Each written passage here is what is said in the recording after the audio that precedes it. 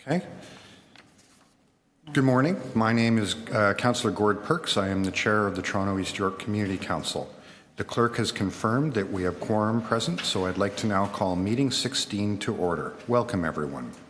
This meeting is being held using the city's WebEx technology with members and staff connected by video conferencing or calling in. Because we are meeting remotely, we ask for your patience with any delays and technical issues. Members of the public can observe the meeting on YouTube. We currently have several registered speakers who have been connected to the meeting by audio. I would like to request that staff keep their video turned off unless they need to speak or answer questions. This will make it easier for me as chair and those watching on YouTube to observe members as they participate in the debate on each item during votes. I will also ask that all members and staff keep their microphones on mute unless you need to answer a question or speak to an item.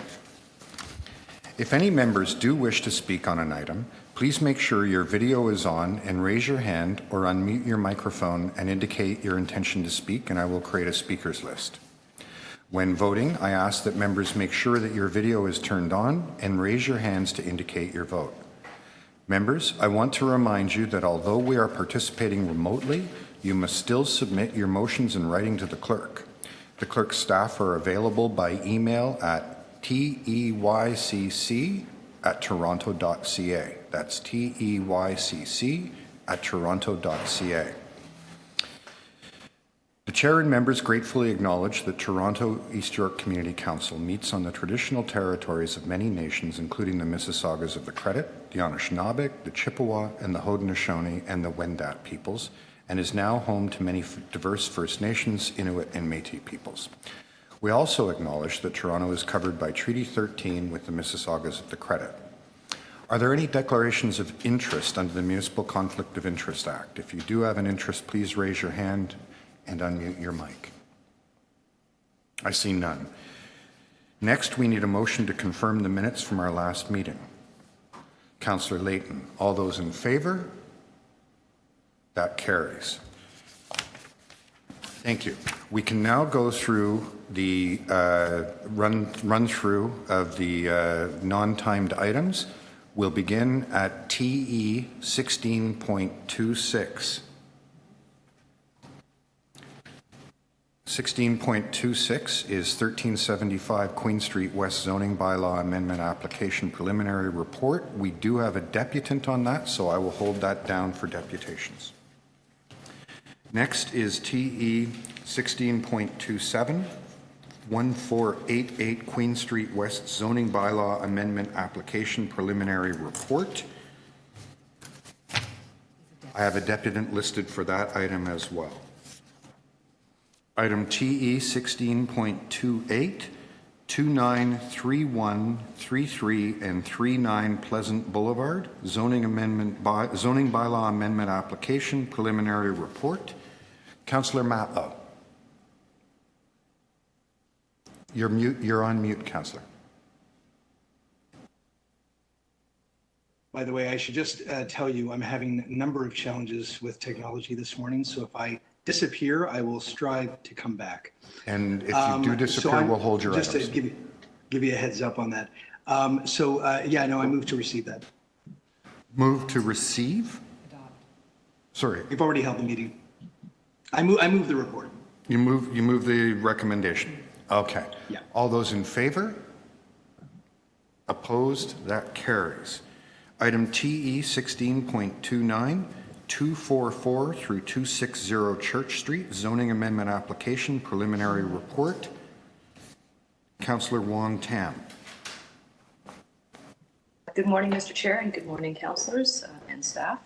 I would like to move an amendment, which is a standard amendment that I've moved to all preliminary reports, and is to ensure that we make proper accommodations for those who need it when we have that public meeting.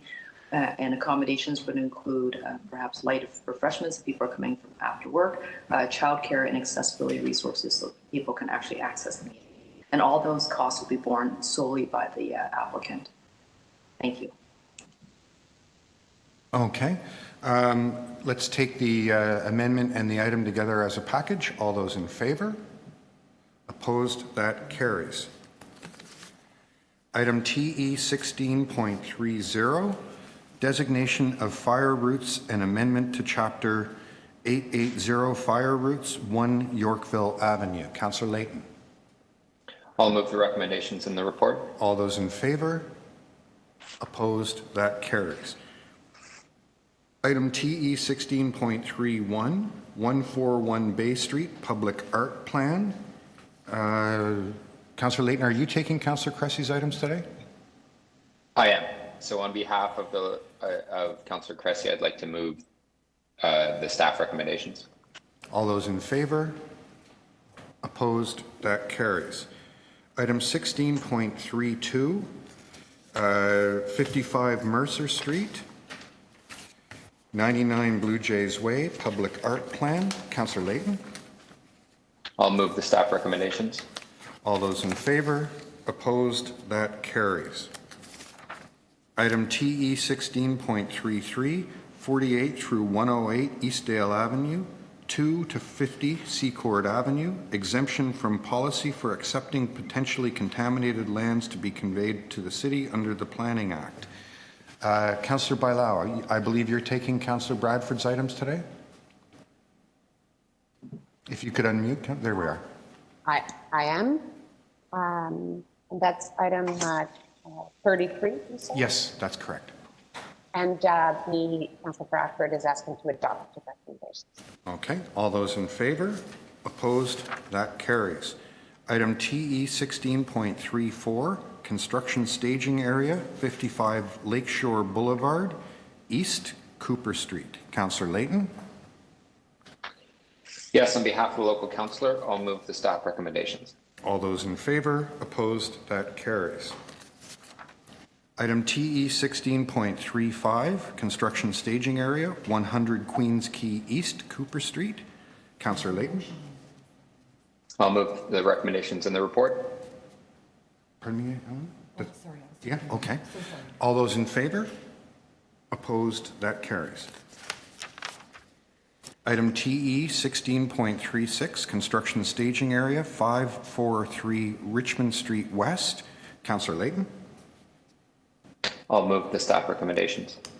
Okay, all those in favor, opposed, carried. Item TE 16.37, construction staging area, Phase 2, 1 Bloor Street West, Balmuto Street. Councillor Layton. So I have a motion. And that's to defer consideration of this item till the September meeting, but to allow transportation services to continue to process temporary permits, as well as consult with adjacent property owners on the final permit to be issued. We've got 2 construction sites, one at each side of the road, and due to COVID and the limitations on travel, it resulted in one property owner not knowing that the other property owner across the street was getting permanent access over what would be the only space in the right of way. I'd also like to know the results of item TE 16.51 about whether or not the city can simply reject staging permits to properties that we believe are having too much of an impact on the public right of way. Okay. So for that reason, I'm seeking a deferral. So with the deferral and the instruction to staff, all those in favor? Opposed? That carries. Item TE 16.38, construction staging area time extension, Forest Hill Road, 200 St. Clair Avenue West. Is that Councillor Matlow? Yeah? Yes. Councillor Matlow. I move the staff recommendation. All those in favor? Opposed? That carries. Sorry, guys, I've got 3 different, pardon me? Sorry, I've got 3 different documents in front of me that I have to follow, so if I'm a little slow, I apologize.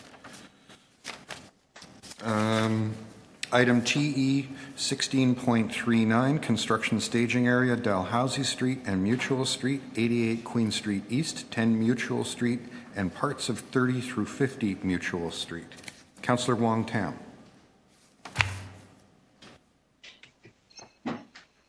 Yes, thank you very much, Mr. Speaker. I would like to move an amendment, please? Clerks should have the language of the amendment. We would like the applicant to work with Transportation Services, MLS, as well as Toronto Buildings, the adjacent owners, the adjacent property resident associations and local businesses to work through a construction management plan.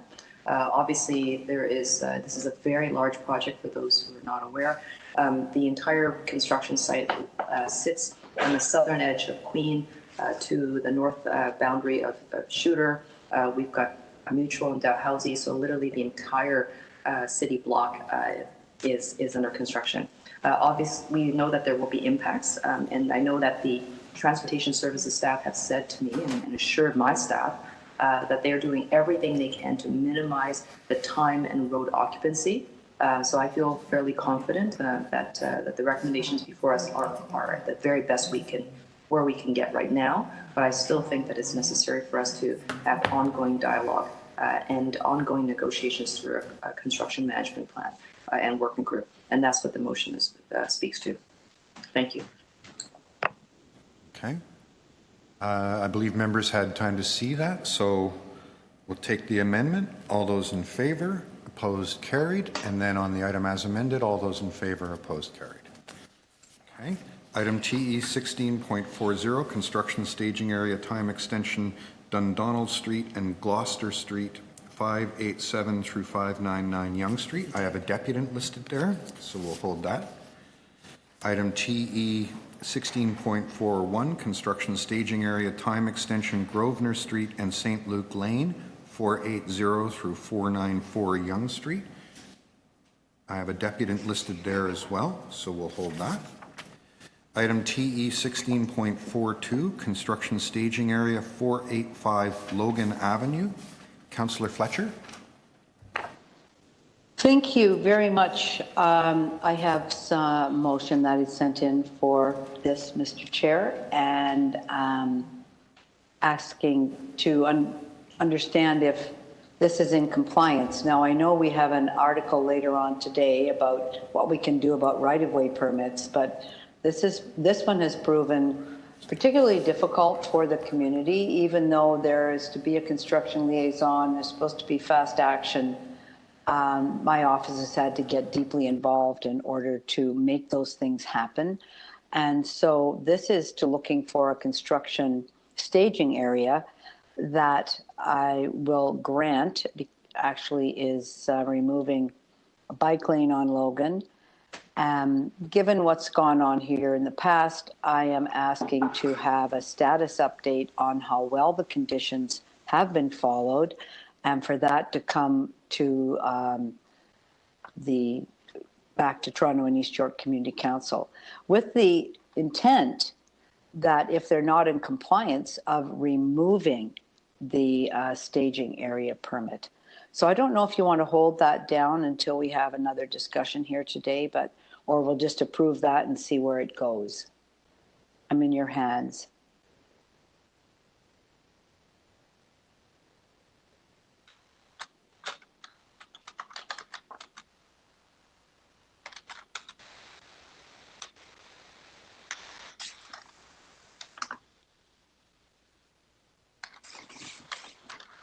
Right. Unless somebody moves something different. So Councillor, I've conferred with the clerk. Your motion is in order as written without any reference to Councillor Layton's letter that's later on the agenda. Okay, good. So we can adopt it. And also for people watching, just to be aware, if during construction staging operation, the applicant falls out of compliance, the city can already issue orders. The effect of Councillor Fletcher's motion is to give sort of a belts and suspenders approach so that Community Council also has an opportunity to review compliance. Okay, so with that, Thank you. why don't we take the amendment and the item together as a package? All those in favor? Opposed? That carries. Thank you very much, Mr. Chair. Thank you. Item TE 16.43, parking amendments, Muse? I'm going to have to ask Councillor Layton for a pronunciation check on that. Councillor Layton, over to you. It was formerly in Ward 19, so I'll say you get a passing grade for that. Your pronunciation is certainly much closer than Councillor Pasternak's pronunciation of Haudenosaunee. So I'll move the staff recommendations. And might I add one thing? All this heavy lifting that I'm doing for the Ward 10 city councillor who is on parental leave isn't coming cheap. You see, we've negotiated that Uncle Mike gets a good cuddle time with little Jude, little JC, for every single one of these items that I'm passing. Now, of course, this is in a world that has returned to being able to physically touch individuals not inside your bubble. But I look forward to a time when I can have a good cuddle with Jude after we pass all of these motions for the local councillor. This is a true win-win-win. Okay. So on the item, all those in favor, opposed, that carries. Item TE 16.44, parking amendments, Gough Avenue. Councillor Fletcher. Thank you again. I'm going to recommend the modification of the pickup and drop-off area for the play loft from 5 to 7 p.m. and from to 4 to 6:30 p.m. in order for people to be able to pick their kids up easier. So that's the staff recommendations? That's correct. Thank you. Okay. All those in favor? Opposed? That carries.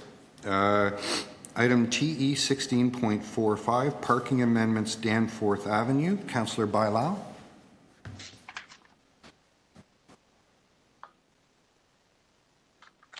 Move adoption of the item. All those in favor? Opposed? That carries. Item TE 16.46, introduction of overnight on-street parking, permit parking, Rose Park Drive. Councillor Layton. I'll move the staff recommendations. All those in favor? Opposed? That carries. Item TE 16.47, extension of permit parking hours, Shaw Street. Councillor Layton. I will move the recommendations in the report. I'll also say, if you haven't taken a bike ride on Shaw Street with the recent changes that we've done, I can anecdotally tell you, because I can almost see it outside my window, that we've in fact reduced vehicle traffic and speed significantly along that route while maintaining and improving the condition for cyclists. I think, again, like this is going to become one of the backbone north-south routes through the downtown core, and I hope that we can continue to add to the network. Very good. Okay. All those in favor? Well, I'm just going to ask a question of the mover. Oh, okay. Do we have Please. Yes, that's great. What treatments would make it in that way? Because I'm, as you'll see later, looking for a north-south route so people can get to the new Danforth bike lane, cycle track. Well, what did we do? Yeah, what are the elements that, yeah. We reversed the flow at several locations so that it's not one-way southbound from Davenport all the way to King. So we've mazed it at several locations. We also flipped the parking on a section that had a contraflow bike lane, but it wasn't ideal. And so we lost a significant amount of parking, and my phone rang off the hook for a couple of days, but we're managing. And the conditions are just, we've reduced vehicle traffic and cut through traffic along that stretch quite significantly. That was a one-way street. It was a one-way street with a contraflow bike lane. Okay, that we and now you've installed in introduced 2000 and yeah, something. different directions. Okay, great. Thank Yeah. you. Good job. No problem.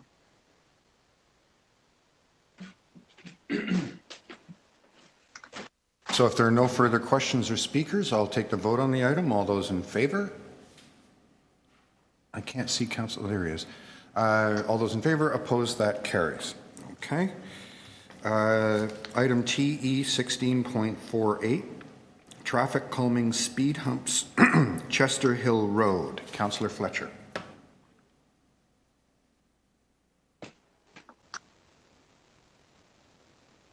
Thank you. I'm going to approve installation. There was a very high support for the speed humps on Chester Hill. Okay. She's deleting polling requirements and approving the bylaw to install the speed humps. So Councillor Fletcher, I take it you're moving this motion that's on the screen right now? Yes, I am. Install. Then delete the polling And requirement. yes, delete the polling requirements. Yes, Okay. that's correct. I've already polled. Thank you.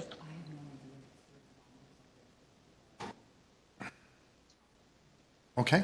So all those in favor? Opposed? That carries.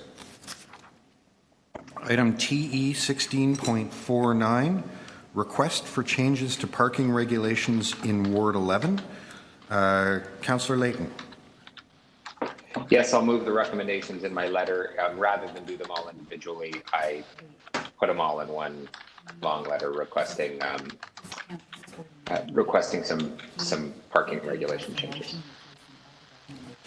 Councillor Layton, the clerk informs me that we've received correspondence from your office that contains Yes. a new Oh, motion sorry. that deletes and There's- replaces. There's a delete and replace to make the language more in keeping with what staff are able to do in this time. Okay, so we'll take the motion to delete and replace. All those in favor? Just have to wait a moment, I'm not, there we go. All those in favor? Opposed, that carries. Okay. Item TE 16.50, request for speed humps in Ward 11. Councillor Layton. Thank you very much. Again, we've just decided to put them all together in a list. I think there is a motion.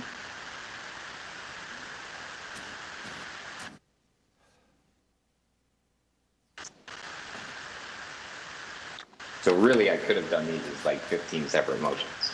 Oh, you should have. So this replaces the motion in the original letter? Yes. Yes? Yeah. Okay. So it should say delete and replace, right? It should have. Yeah? So we'll just take it as read that the motion begins with delete the recommendations and replace with the following. All those in favor?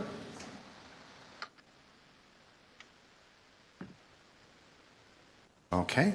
Opposed, if any, that carries. Item TE 16.51, requests for a confidential briefing restaging area permits from Councillor Layton.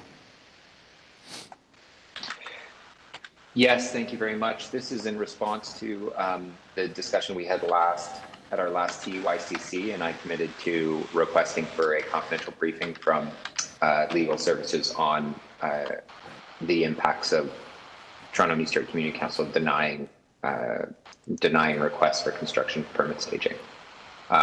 So they would just prefer that we request it for the next meeting. Can I, Which is fine with me. can I just, for clarity's sake, suggest that this get amended after the word TEYCC and say at the September meeting? Yeah. Yeah? Okay. That's just to ensure that they know when it's supposed to come. Sure. Okay. And Mr. Chair, just to Councillor indicate that Wong-Tam? I'm raising my hand. Yeah, thank you. Is there a reason why we're asking for a confidential briefing as opposed to a briefing? If city solicitor decides that there's portions of the recommendation or portions of the conversation that should be confidential, then we can go on camera to discuss that. But I'm sure that this is a matter of interest to all members of the public. We as councillors have struggled with this for years now. And it would probably be good to have portions of that meeting in public. Okay, that's a you good can. point. Yeah, I'm just fair conferring, enough. just one moment, Councillor Layton. So I just conferred with the clerk. There's no problem with deleting the word confidential, and then it will be up to the city solicitor's discretion which parts of the report are made public and which ones are not. So I see Councillor Layton's thumbs up. Okay, Are there thank any you. other questions or comments on this item? So the changes are to delete the word confidential and to insert the date of the September Community Council meeting. And with those two changes, I think everyone understands where we are. All those in favor? Opposed? That carries. Item TE 16.52, appointments to business improvement area boards of management. This affects several councillors. Is there someone who'd like to take carriage of it? Councillor Wong Tam, I saw you first. So Thank you. So moved. Okay. So on the item, all those in favor, opposed, carried. Item TE 16.53. We have to add, so we're adding in 50, right, I haven't got them all up yet. 53 to 79 have to be added. Okay. So I need a motion to introduce 26 pieces of new business, items 16.53 through 79. Councillor Layton? Okay. Can you do me a favor? Could you tell them if they don't see theirs right now, just tell them we will get them. Okay. Members, I want to alert you, we got an incredibly heavy volume of new business items, which is understandable given all the work that had to stop during the COVID emergency. The clerk has not yet been able to post the final versions of each and every one of those items onto the TIMIS system, but they will be posted as we go. Most of them are indeed up, but if you're not seeing your item or the final version of your item up yet, it will be up shortly. Very short. Okay. So with that, on Councillor Layton's motion to add those items to the agenda, all those in favor, opposed, that carries. Okay. So that takes us to the timed items. And thank you all members for your patience during that. We really are carrying far more business than we've ever had to carry in one of these online meetings before, and I appreciate your patience and your help. So the first timed item is TE 16.1, naming of the existing public lane west of Euclid Avenue, extending southerly from Lennox Street. That's Councillor Layton. I don't have any deputations. Councillor Layton. Yes, thank you very much. I'll move the staff recommendations in the report. Okay. All those in favor? Opposed? That carries. Item TE 16.2, 625 Runnymede Road, 274 St. John's Road, and 40 Fiskin Avenue zoning amendment final report.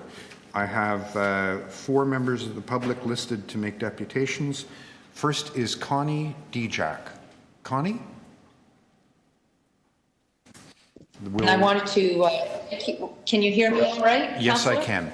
So you'll have 5 minutes, you. Connie? We can hear a little bit too Thank much. I think. If I could ask members to Oh, mute their turn it microphone. down. Councillor Fletcher, thank you. Connie, go Sorry. ahead. Bruce is saying it's, yes? All right, I'll begin. Thank you, Councillor, very much. I want to begin by. Mr. Chair, could you just ask the deputant to turn her volume down, please? Thank you. I'm sorry. Is that better? Councillor, I'm not sure if it's the computer or if it's because I'm Maltese, but I'm going to adjust. Okay, very good. Thank you. I'll begin once. Is that better? Thank you. I wanted to begin by thanking Councillor Perks and his staff, Kirkpatrick and the city team for assisting the hospital. It was I wouldn't say a difficult negotiation, but it was certainly very intense. And I guess the sign of a good negotiation process is, I'm not sure anyone was happy, but I believe we've landed on a facility that we can all be proud of, and given the current pandemic, one that we can look forward to in offering the standards that we need in caring for our elderly population. So what I would like to say here today is that we had the foresight to look ahead, and Runnymede's project, which is much needed, exceeded the current standards and planning guidelines, and where there are 32 bed units in long-term care and what has to be the standard policy, Runnymede has designed a floor with 20 bed units and 30 bed units. We all know, and I've been before you demonstrating the urgent need. I would say the need is even more urgent now, given that there is a commitment to put in things like air conditioning. What that means is they will have to decant those people somewhere.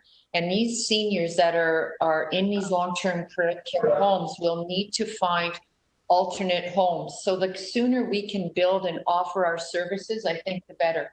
One of the other wonderful things about this campus site is that our long-term care facility will have the expertise and all of the benefits that we have as a hospital with the RPNs, physicians, and PPE protocols.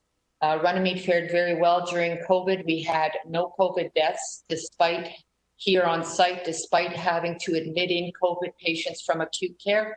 And all of those teachings and learnings will be passed on to our long-term care facility. So I could go into detail.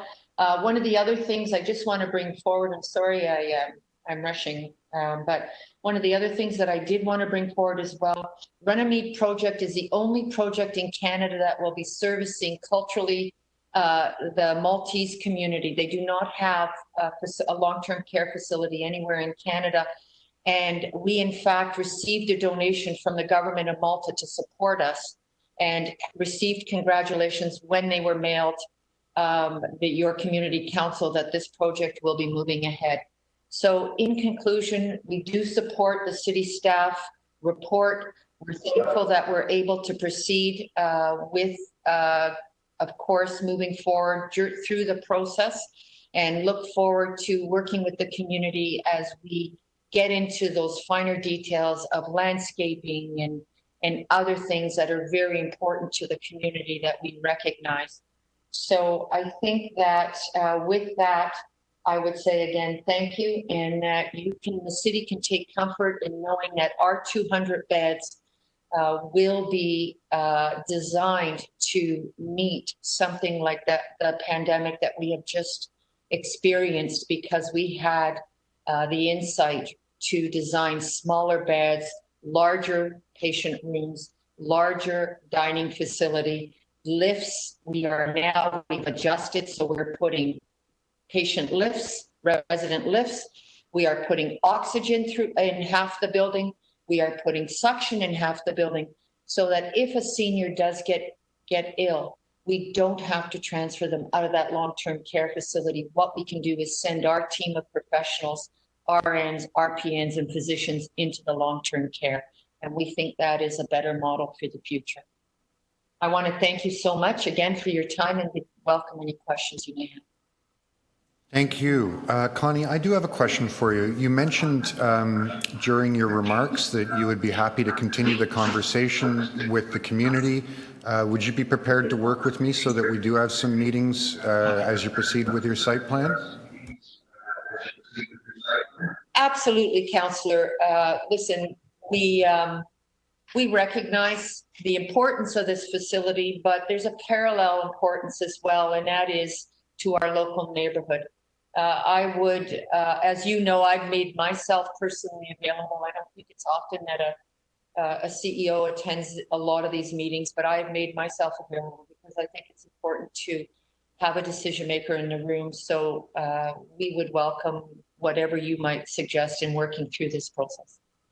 Thank you very much. Are there any other questions for the deputant? Seeing none, thank you for your time today, Connie. I'll move on to the next deputant. Thank you. Jim Ilkay. I was actually available to answer questions if any questions were to be made. I didn't have a specific presentation. Okay. Are there any questions for this deputant? Seeing none, thank you very much for making yourself available today, Jim. Caitlin Allen.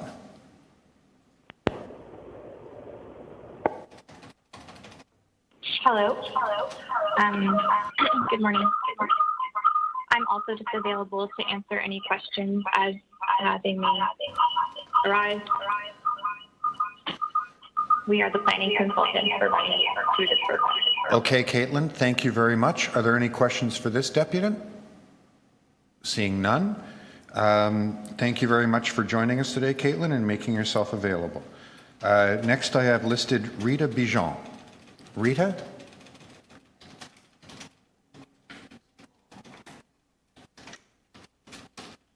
So Rita, we have connected you. Can you make sure that if your microphone is unmuted? how do I unmute? Oh, there we are. Whatever you did, that was the right thing. No, I did nothing. I think someone else had control over Okay. unmuting. Very good. Yes. So, Rita, you have 5 minutes. Please begin. Thank you. I'm comforted to hear what Connie DeJack is saying about considerations in light of COVID. My question is, number one, the scale of development. I really don't believe it's appropriate for the neighborhood. The final report states that the proposal at 5 stories in height, articulated with a setback of the mechanical penthouse, represents a scale of development that is appropriate for the neighborhood, fitting in with the surrounding lower scaled built form character. I don't think this is true. By the description contained in the final report, we see that buildings to the north, south, east, and west of the existing Runnymede Healthcare Center are in fact a mix of 1-story, 2-story, and 3-story, and that to the east, south, and west, these low-rise residential districts continue. It's not accurate in the least to say that a 5-story building plus a mechanical penthouse, effectively 6 stories, is in keeping with a 1, 2, or 3-story residential scale. It's effectively twice the size, towering over the residences to the west, south, and east. I've looked through the various reports. Some of my concerns have to do with the hydrogeological report and concerns about the depth to which they would be excavating and what the implications are for stability of the soil. I'd like to know what kind of measures are in place to assure the houses that are around the perimeter of that site will be protected, and that if there are any repercussions that are detrimental to our foundations and the integrity of our buildings, what kind of measures are in place to protect us and compensate us. I'm very upset about the report regarding trees. Essentially, 75% of the trees that are highlighted by the company, the arborist, will be removed. I find this is really lamentable and shameful at a time when we know that in our neighborhood we're losing trees. During the July 8th storm, we lost at least 4 trees in the perimeter, easy walking distance of the site. And we know at a time of climate change that we need this kind of coverage in order to help us deal with the climate emergency. Landscaping and lighting plans, I saw nothing regarding lighting on there, and as a resident living in the area, I don't want to have light glaring in from a 6-story building right across the street into our homes. I think that it behooves all involved to take every measure to decrease the effect of the light pollution essentially coming into our areas. Also, with regards to the POPs area, I've looked at that study, and I find it claims to increase the area of the POP. However, it is increasing the hardscape, and that does not make sense at a time of climate change when we need to be maintaining and enhancing our green space, our permeable surfaces. When we had the July 8th storm, the whole area here was flooded. St. John's Road was flooded, Fiskin was flooded, the parking lot was flooded.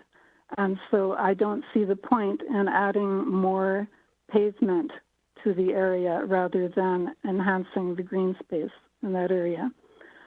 Sun, shadow, and wind, I disagree with the report regarding negative shadowing impact being minimal, because there are times of the year when darkness will fall upon the area earlier than otherwise.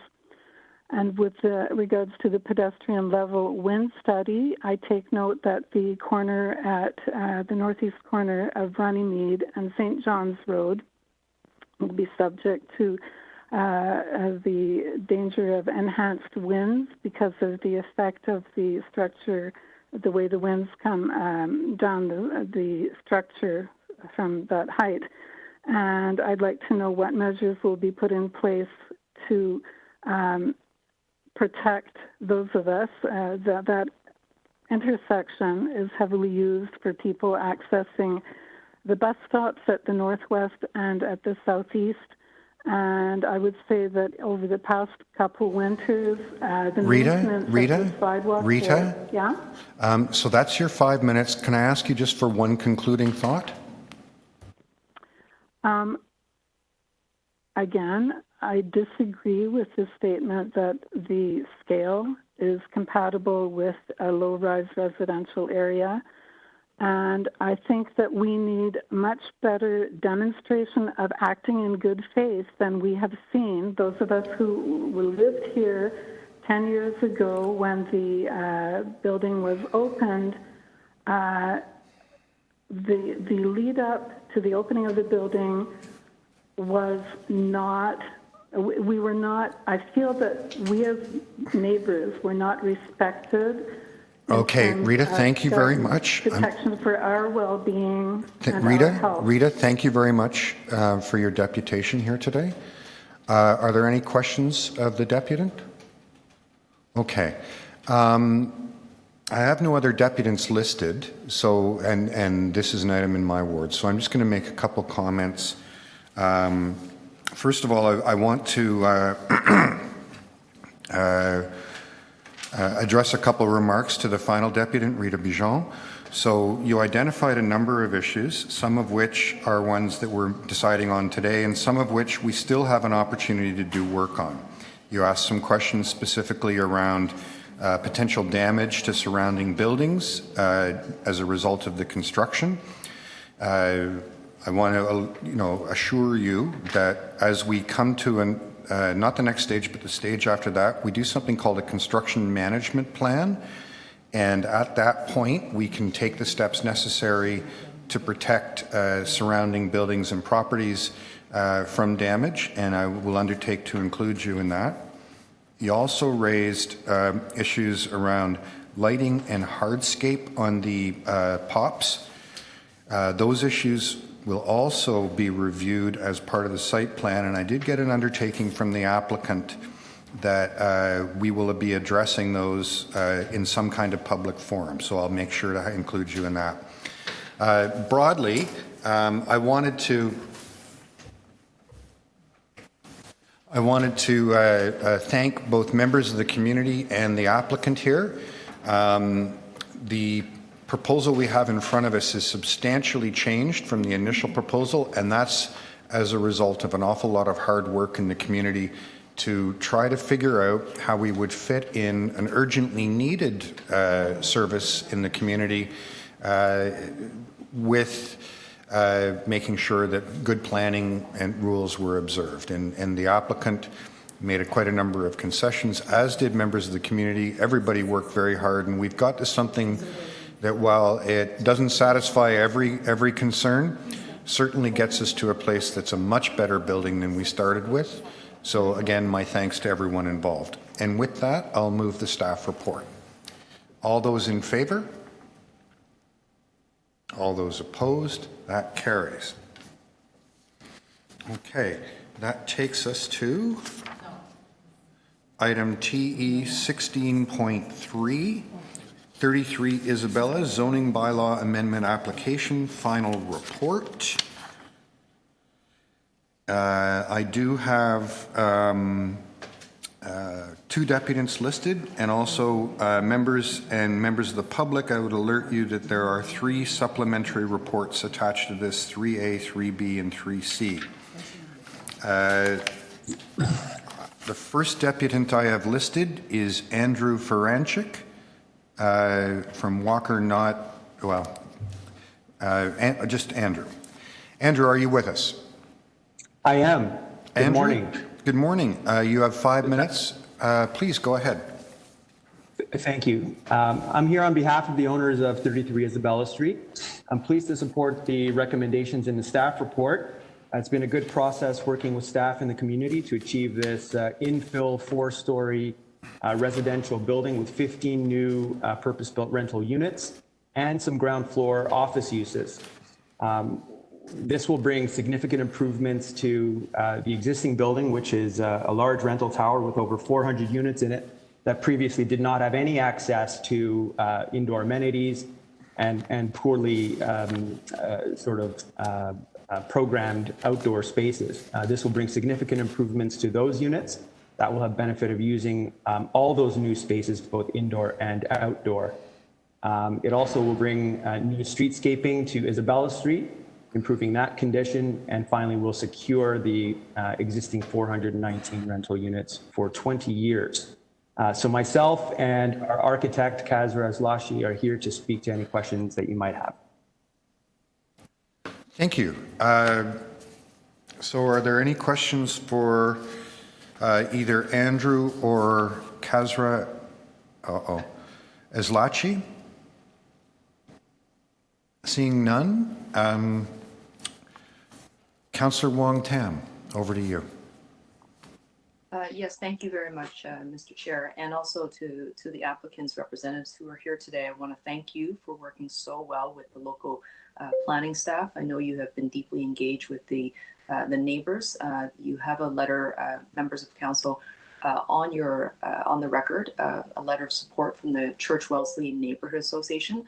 I should probably move the recommendations in the staff report and all the supplementary reports. And just to say thank you to the planning staff, thank you to everyone who was involved. When I first was requested a meeting on behalf of the owner applicant of 33 Isabella, my gut reaction was like, oh no, we have a tower in the park. There's probably going to be requests that we tear off one elevation of the building and slap on a condo high-rise monstrosity attached to it and then eat up all the green space. Because that is what we have seen in the past. We haven't seen a lot of it recently since the OPA was amended, but certainly that was a loophole. And I was pleasantly surprised that the proposal was to actually add a very gentle infill addition. And the applicant, the speaker, Andrew, is absolutely correct. The ground floor is I would say largely uncurated. It doesn't really have a sense of cohesion with the rest of the neighborhood, and that is all going to change. So although what they originally walked through the door with what they wanted was a 5-story addition on the base, it actually has now come down in height. It's come down by story. They have worked very well with the local community. And I look forward to the site plan working group to make sure that all the landscaping aspirations with respect to how this particular new ground level portion will speak to the community is going to be what everyone hopes. And of course, that is going to require some additional work. But overall, it's a good outcome. And I just want to thank everyone involved.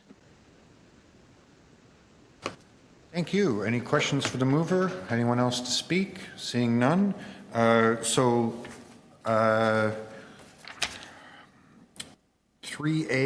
one of the supplementaries has amendments, and 3B and C are just to receive for information. So if we can take 3A, 3B, and 3C all together as one package on that, all those in favor? Opposed? That carries. Okay. We now move to item TE 16.4, 1 through 11 Delisle Avenue, and 1496 through 1510 Yonge Street, official plan and zoning bylaw amendment application final report. And to members of the public and members of the committee, I would ask you also to note that there is a supplementary report 4A as well, which does have recommendations. So with that, I'll call the first deputant, Darren Lee. Are you with us, Darren?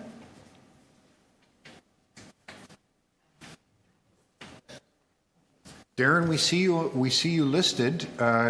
Can you make sure that you're unmuted?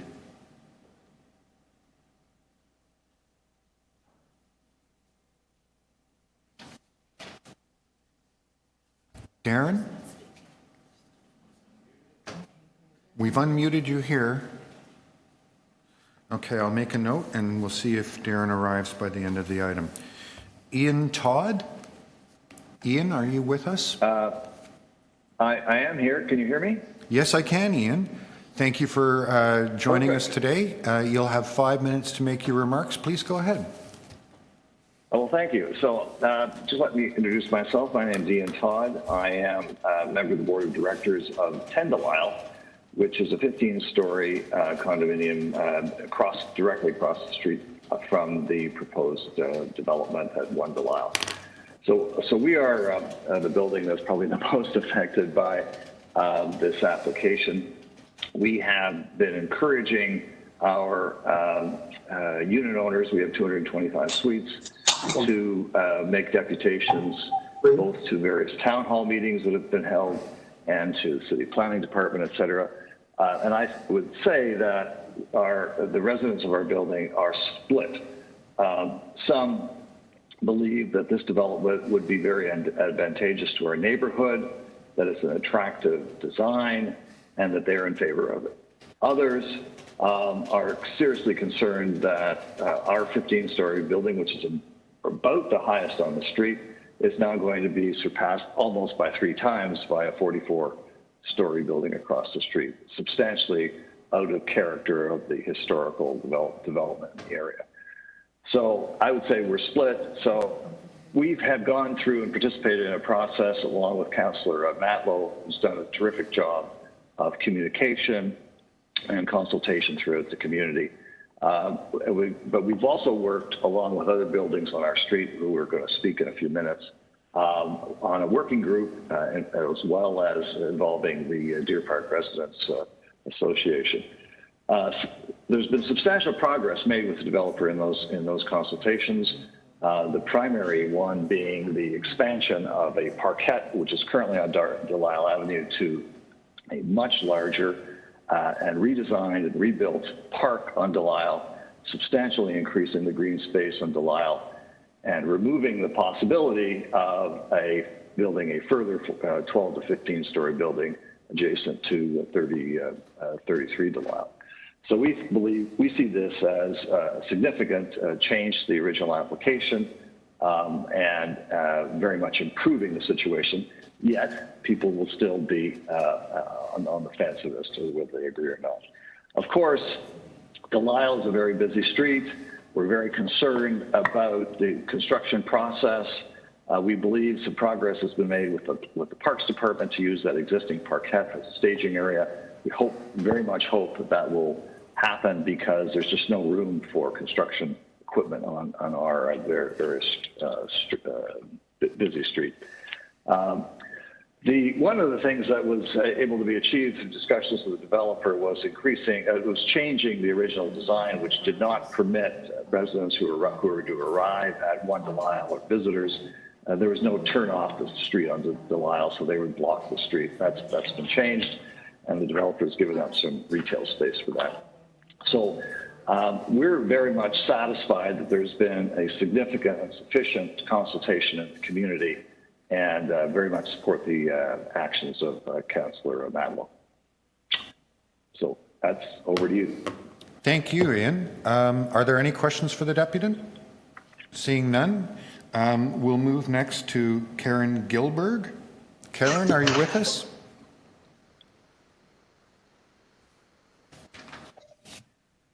Can you hear me? Yes, I can. Welcome, and thank you for taking the trouble to join us today. Karen, you'll have 5 minutes. Please go ahead. Thank you. Good morning, and thanks for allowing me to speak today. I represent the Board of Directors of 33 Delisle Avenue, together with the members from the board of 10 Delisle and 55 Delisle. We've worked with the Deer Park Association, members from Councillor Matlow's team, as well as the developer, to work on a redesign as well as other modifications of the building, and planning for a 1 Delisle to improve the situation on the street. We've spoken with our residents and owners about the situation. I want to provide you with a little bit of context around Delisle Avenue itself, for those of you who don't know it.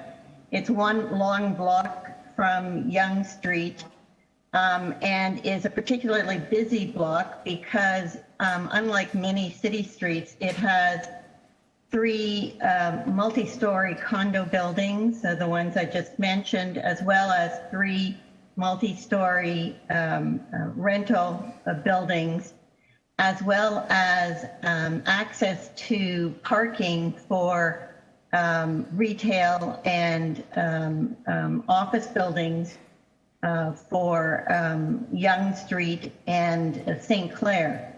So it's a particularly busy street for both pedestrian and vehicular traffic, and has had significant blockage due to construction already. The major concern that we have from people in our building is that building of a 44-story building will create significant problems for a number of years. And so we are particularly happy that we've been able to come up with a solution together with the developer to have off-site staging using an existing parquet that the city Parks Department has currently had discussions on allowing us to use for staging. We are concerned that this may not be adequate, and that additional space that the developer now has for allowing egress from its parking structures may also be needed. And so we want to keep an open mind that they allow us to use that at a future date if it's needed for staging. We want to ensure that the street itself continues to be clear through this entire process.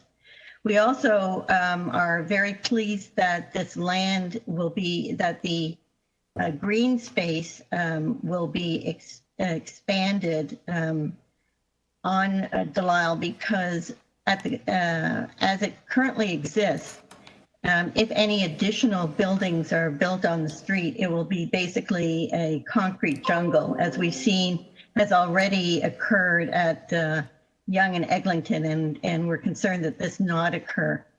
And so our major concern is that the green space that the developer has agreed to expand, that we ensure, as the planner has recommended, that we ensure that there is a legally binding document signed as soon as possible with the developer that the expansion of the green space occur.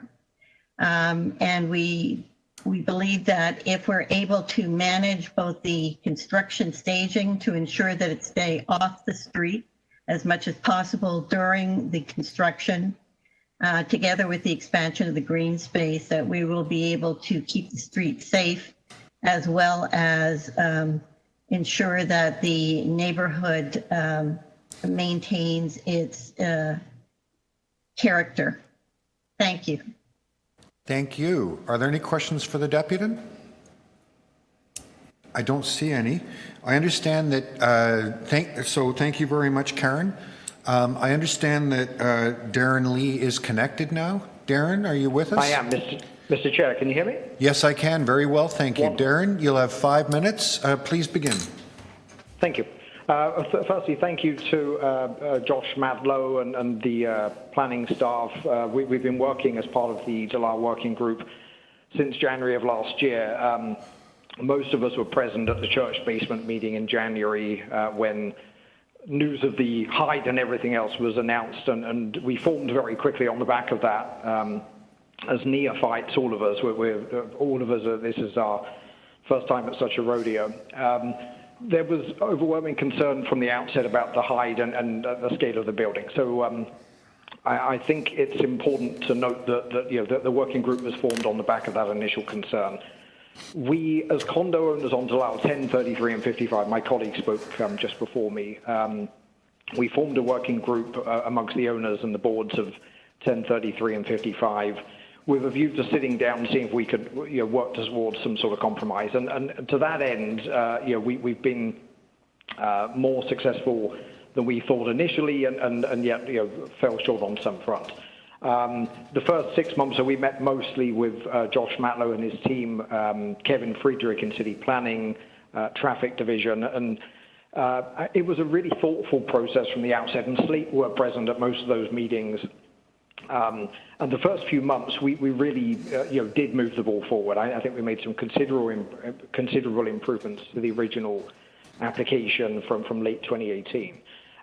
In particular, at street level, one of the major concerns from the outset, there was no dedicated off-road driveway near the junction of Yonge and Delisle, which was a major concern. After a lot of back and forth and negotiation, by early summer we had got it down to 44 floors and a dedicated driveway, which ended up costing the developer, I think, several thousand square feet of retail space, but we won those arguments.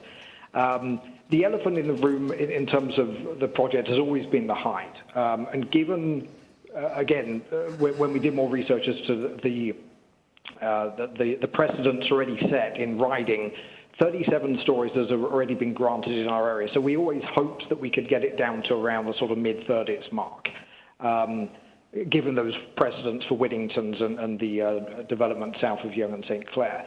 The political reality rather changed somewhat. I mean, the brutal fact is that when LPAT was reintroduced early part of the summer, I think May, June, the 44 stories became rather locked in. It became obvious that there was little wiggle room there, and we didn't manage to develop that height down further as we had hoped.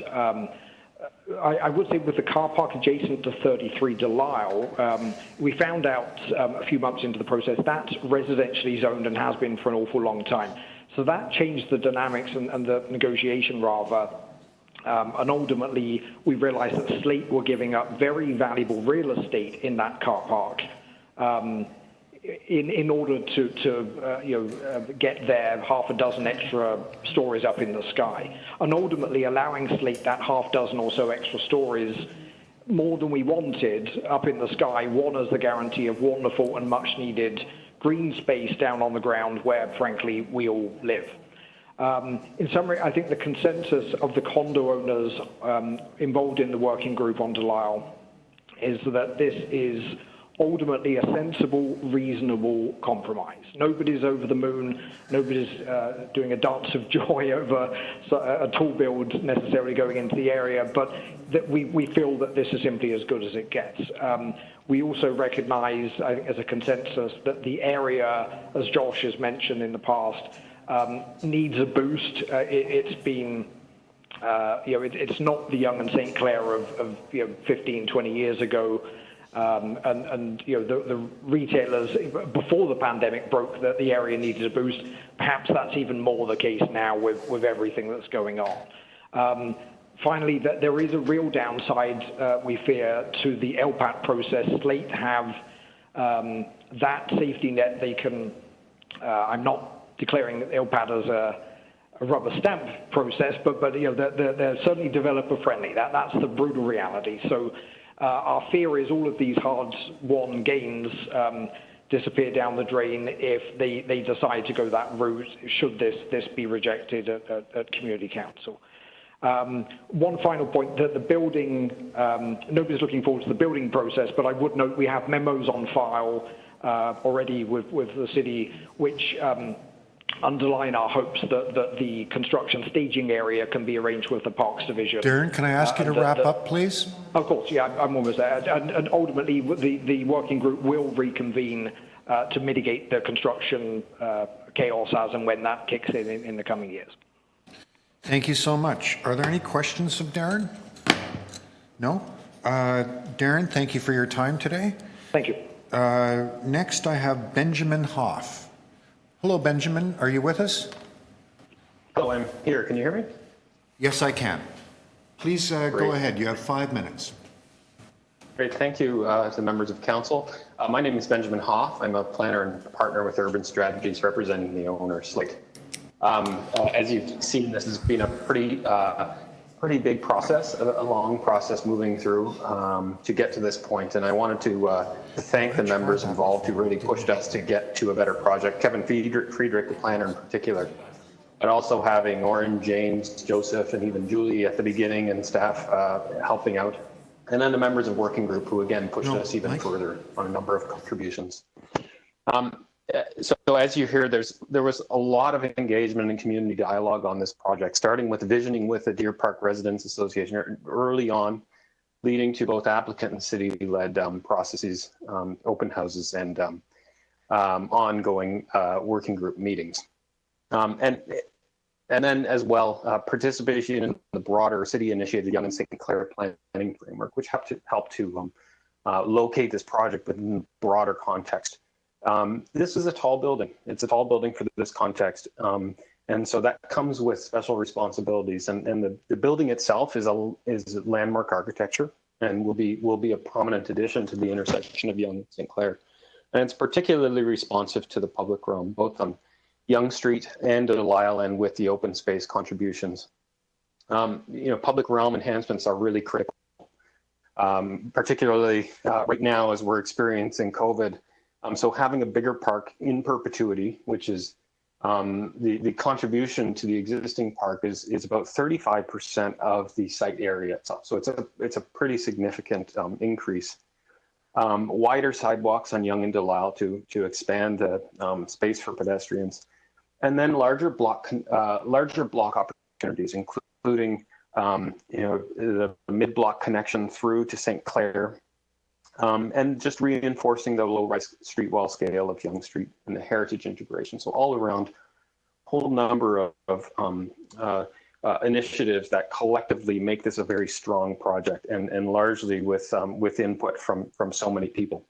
In terms of the benefits that are being secured with this project, there's a broad range of benefits, including money for TCH for badly needed investment there, as well as for community facilities. So it really delivers a lot, both in the project itself and with the benefits that have been secured. And I think that the cautious support that the previous deputants have provided just indicates how this really is a model for how to advance the city building process, and think about how you go at really important sites like this at Yonge and St. Clair. And with that, I'd like to once again express my thanks to all, and recommend and support the recommendations of the staff reports.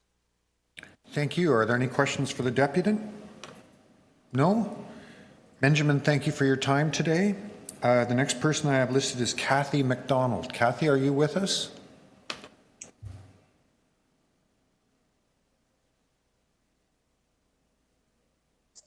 Kathy? Yes. Hi, Kathy. We can hear you well. You'll have 5 minutes. Okay. Please start your remarks. Okay.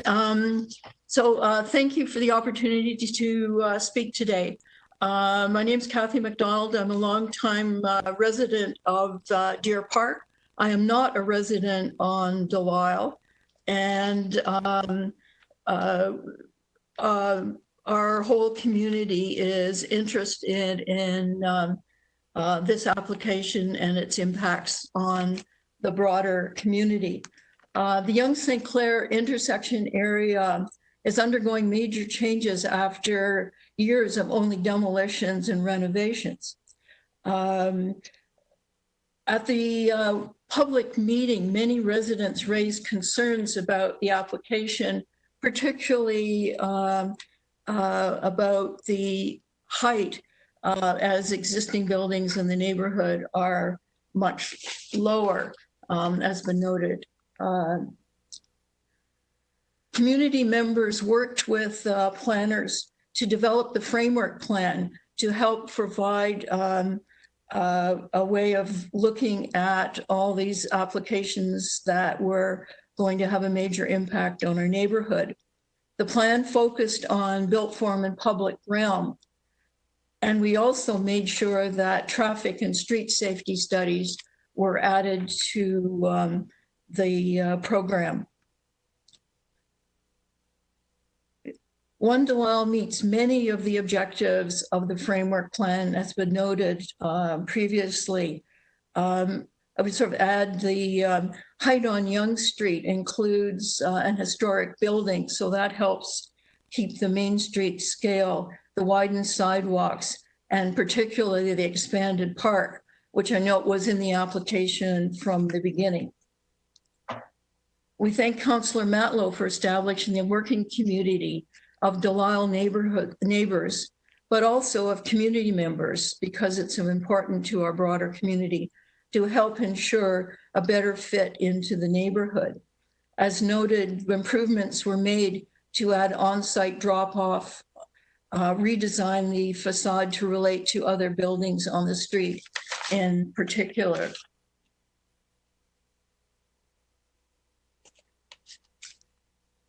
This item was deferred from the February meeting so that Councillor Matlow could hold a community meeting to discuss the recommendations of the planning report.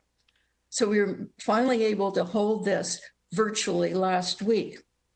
At the meeting, the benefits of the project were reviewed, the changes made were noted, and the current approval context issues were also discussed.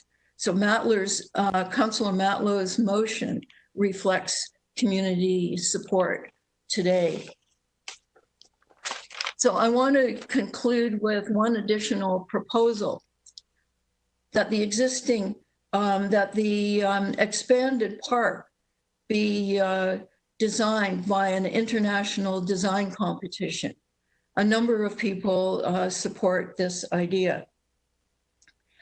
Community involvement is essential in this, of course. The expanded park is crucial for our expanding population. It's going to be built on top of a parking garage, a recently common situation. The competition could help provide a useful model for this kind of park structure. Yonge St. Clair is emerging as an area of great design, with the new projects being designed by world-renowned architects, including, of course, One Delisle, which will be a truly green and iconic building. So our BIA is also supporting the objective of great design through promoting public art. So those are the comments I wanted to add to the meeting today. And I hope that you will support the idea of the design competition for the park. Thank you. Thank you, Kathy. Are there any questions of the deputy? Yes, I have a question. Councillor Fletcher has a question. Thank you. I'd just like to ask you a question about the park, Ms. McDonald. And you've indicated that it would be built on above the parking lot, underground parking lot.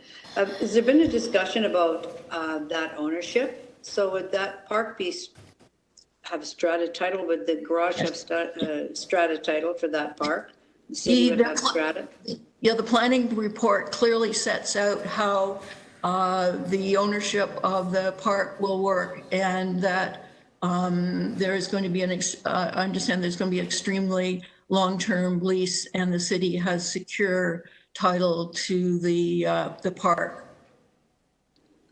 So it's not ownership, it's a lease situation. I think okay, I'll ask staff. Thank the you. lease staff will advise on the details of that. Thank you. Thank you. Are there any more questions for Kathy? Seeing none, Kathy, thank you so much for contributing today. Thank you. That completes the list of deputations. I did hear that Councillor Fletcher had a question for staff. Councillor Fletcher, the floor is yours. I just wanted to ask the staff about that park and what the structure of it's going to be, considering we're accepting that parkland as parkland. It's new and unique, and I'd like to understand a little better.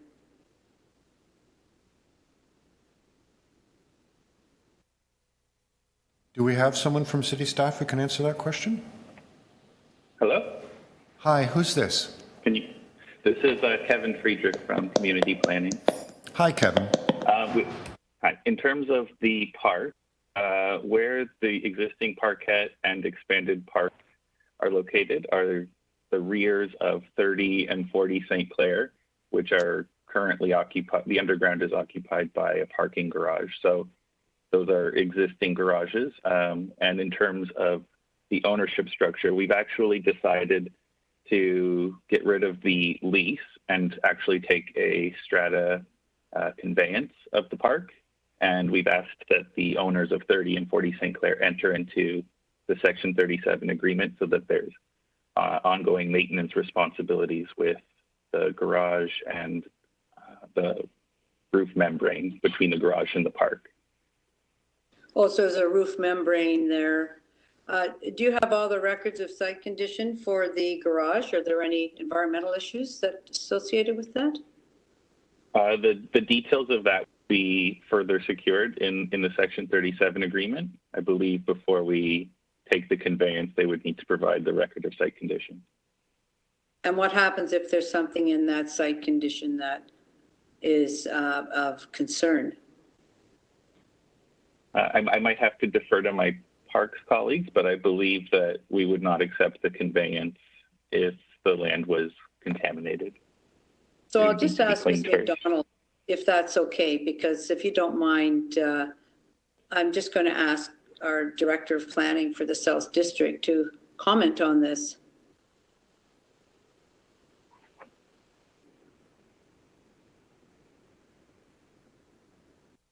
Mr. Chair, you have to slow our time down because people are passing back and forth. It's taking... Councillor Fletcher, just don't tell anybody, but I don't actually run the clock during questions of staff. Oh, okay. I'm not don't anybody hear that. Okay, thank you.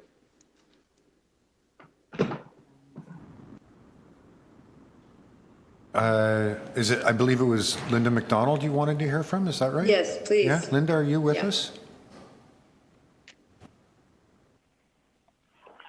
I am here. It's Linda McDonald speaking. Can you hear me now? Yes, I can. Thank you. I can. Okay. Through the chair to Councillor Fletcher, I believe your question it has to do with whether or not the city would accept a parkland conveyance if the land was contaminated. Well, the fact is, if that were about this land.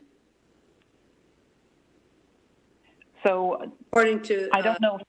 Yeah. I don't know if this particular parcel has contamination, but in order for it to be conveyed, we would have to, according to council policy, we would have to accept it as clean. Yes, but we're accepting that strata title, whether or not we know it's clean. That is the staff report. That's what I just heard. Did I hear something wrong? Did the staff, your great planner just said, that's the Section 37, enter into strata with 30 and 40 there. And when asked about the record of site condition, he'd indicated that that's not available at the moment and that there would be a future problem should there be anything wrong with those lands. So we would have to look at whether there was any contamination. We have accepted strata title above parking structures on limited occasions. And so, generally the parking structure is kind of our barrier to any contamination. And that site would have had to have been cleaned up in order for the parking structure to be constructed. You hope. So parks, yes, absolutely. So park staff, can we have further comment on this? But we would have to accept the parkland in accordance with council policies around contamination. But we're accepting it here without knowing what's there. I don't have the details of the environmental reports, but we are accepting it above a parking structure. That's well, correct. Let me just ask the park staff if you have a record of site condition here.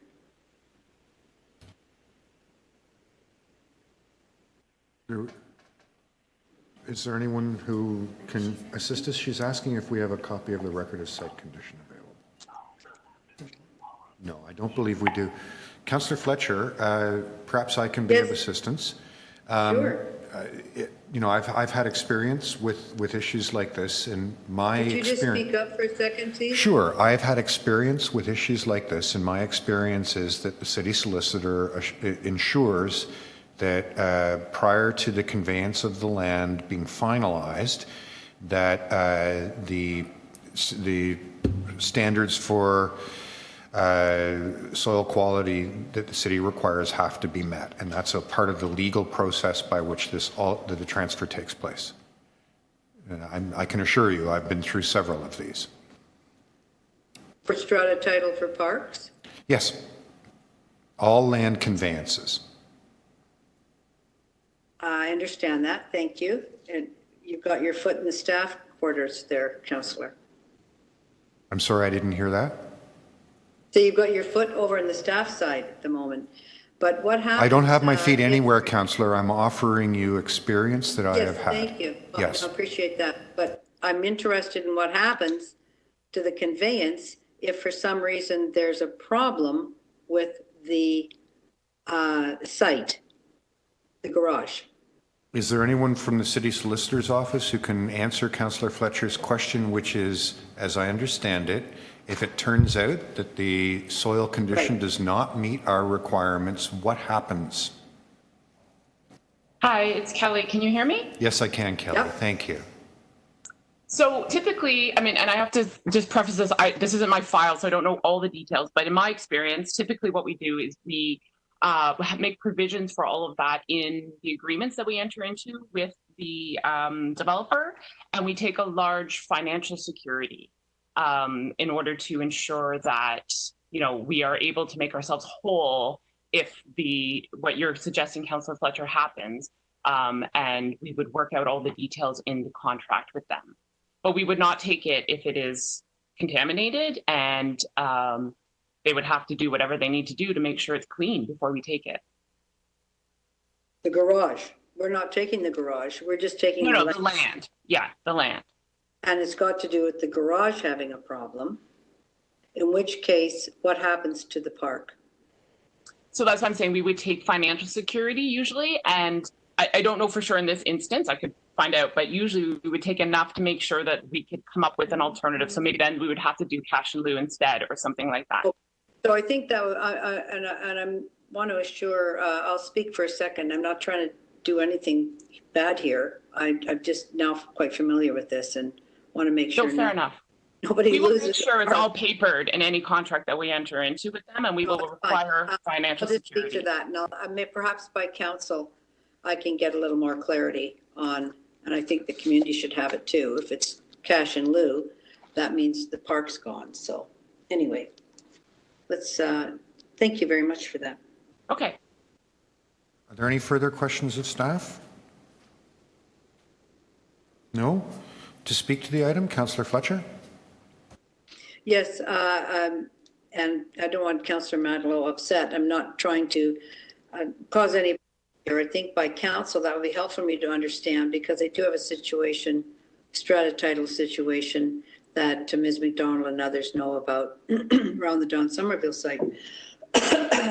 So I think the only thing I'm interested in knowing at council, and I'll just give you a heads up, would be if there is a problem in any way in the garage, somehow there's who knows what could be there, that how would you guarantee that that park, which is now part of the approval, and the community's made it clear how important that is, would actually proceed? So I don't need that answered now. I think I'm just going to give you a heads up on that, so you could have that prepared for our July 28th, 29th meeting. Thank you.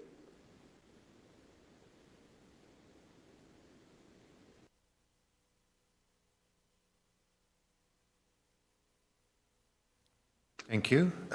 Councillor Matlow. Thank you. It was interesting. I was prepared to speak to this, and I will.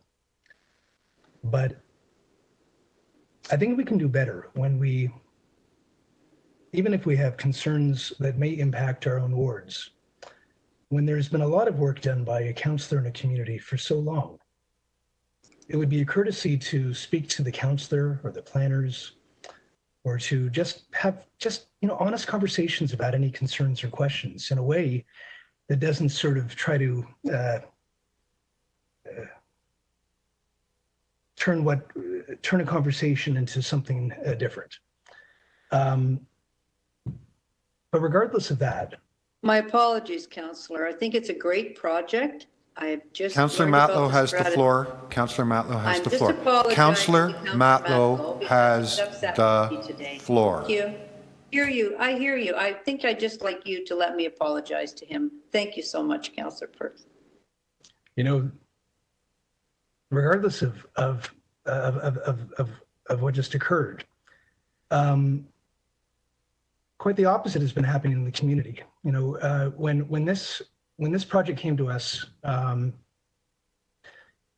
early 2019, we had a community meeting that, as I think all of us have been through, the community was incredibly concerned, incredibly disturbed by what was proposed, really fearful that this was going to have a horribly adverse effect on the quality of life of the neighborhood. That's already dealing with a lot of traffic pressures, ongoing service and infrastructure pressures. It's in the heart of Toronto, but it also hasn't faced the same kind of development pressure like Yonge and Eglinton and downtown and other areas have had, because largely developers have been consolidating properties for many years in the Yonge and St. Clair area, and they've been sitting on those properties until the day that they were ready to have the floor plate that they wanted to develop.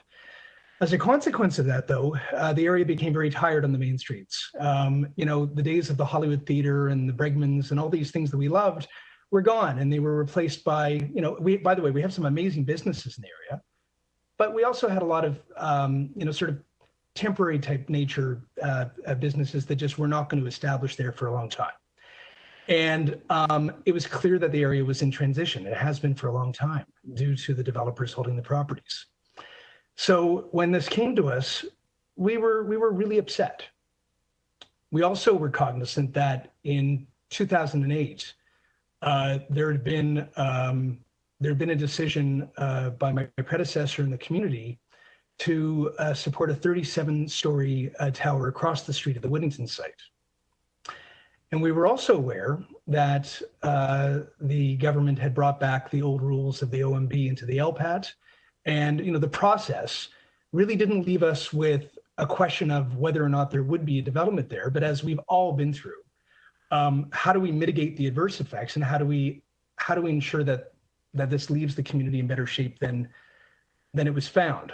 And I imagine all of you, when you were listening to the residents in my community speak, you can only think how proud anyone would be to represent such a thoughtful, intelligent community. Everyone came to the table through the working group process, yes, upset about what was proposed, but also pragmatically looking at how do we address the reality, even if we didn't ask for that reality, and what do we do with it, and how do we make it better? And we made a number of really significant achievements. None of us are happy with the height.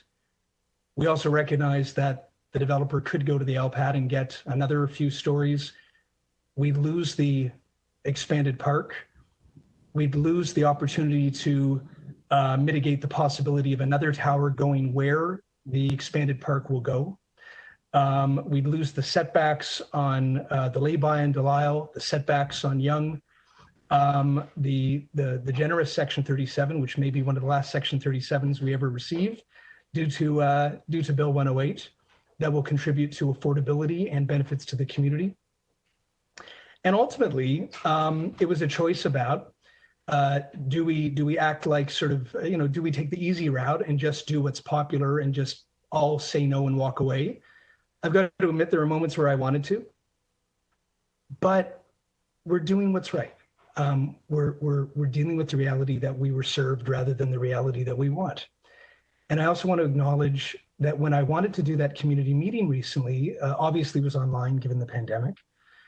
When I asked the working group if they'd be willing to participate in the panel and have that honest conversation with their neighbors, they showed tremendous courage. Can you imagine having these controversies? We all deal with our communities having these debates. Imagine in your own home, in your own building, having a split view on what to do with this. And the people that you just heard from just dealt with that. They faced that straight on. And they told the truth to their neighbors. And by doing that, they served them better. And I'll conclude by saying that by the way, Councillor Perks, I am so sorry. I have a motion to reflect the design competition for the park that I'd like to just present as well as part of this motion. Okay. Given all the complexities of managing these virtual meetings, I'll happily allow it. Do the clerks have that meeting? Thank you. Do you have the motion? Thank you. If you could just share that on the screen. Yeah. And ultimately, there's the motion. Okay, if you could just for a moment, for the benefit of people watching, explain what it is. Sure. So as Kathy McDonald from the Deer Park Residents Group explained, while we have tried to, push back on the things we don't like about this project, we've tried to push forward with what we want. And this expanded park is something that we are excited about. And what we want to see done is provide an opportunity to have a really creative design competition where the community and I will be involved along with the city staff and do something really special there. And the good news is we're asking the developer to pay for it. That's the motion. So back to just my concluding remarks. This has been a really difficult process, but a really thoughtful and honest process. I want to acknowledge Slate for staying at the table with us and working with us. They didn't do everything we asked. We pushed for more than they wanted. But we arrived somewhere that, can I say I'm delighted with, or anyone is? No, to be candid. But I do believe facing the reality that we would lose more and end up with a far worse project that wouldn't have the achievements that we gained, we're doing the responsible and the right thing.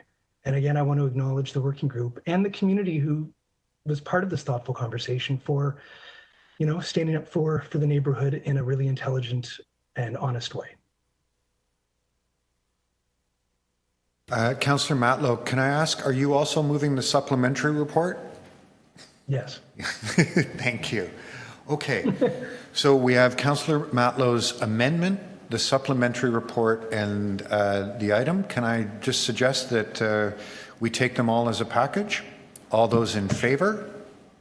Oh, I just need a moment for the clerk to change the screen. Okay. All those opposed, if any? Thank you very much. Okay. By the way, Councillor Perks, may I, if you just indulge me, literally 10 seconds. Sure. For anyone watching this community council who would like to see the video of the community meeting to inform yourself about the details of what was discussed, if you go to my website at joshmatlow.ca, we've posted it, and that way you can actually watch exactly what was discussed. What was the name of the website, Councillor? Why, thank you, Councillor Perks. It's my name, joshmatlow.ca, and in other words, if anyone wants to actually watch the whole meeting so that they can really understand the discussion, that we made a point of creating that opportunity. Thank you. Okay, that completes that item, and that takes us to TE 16.5.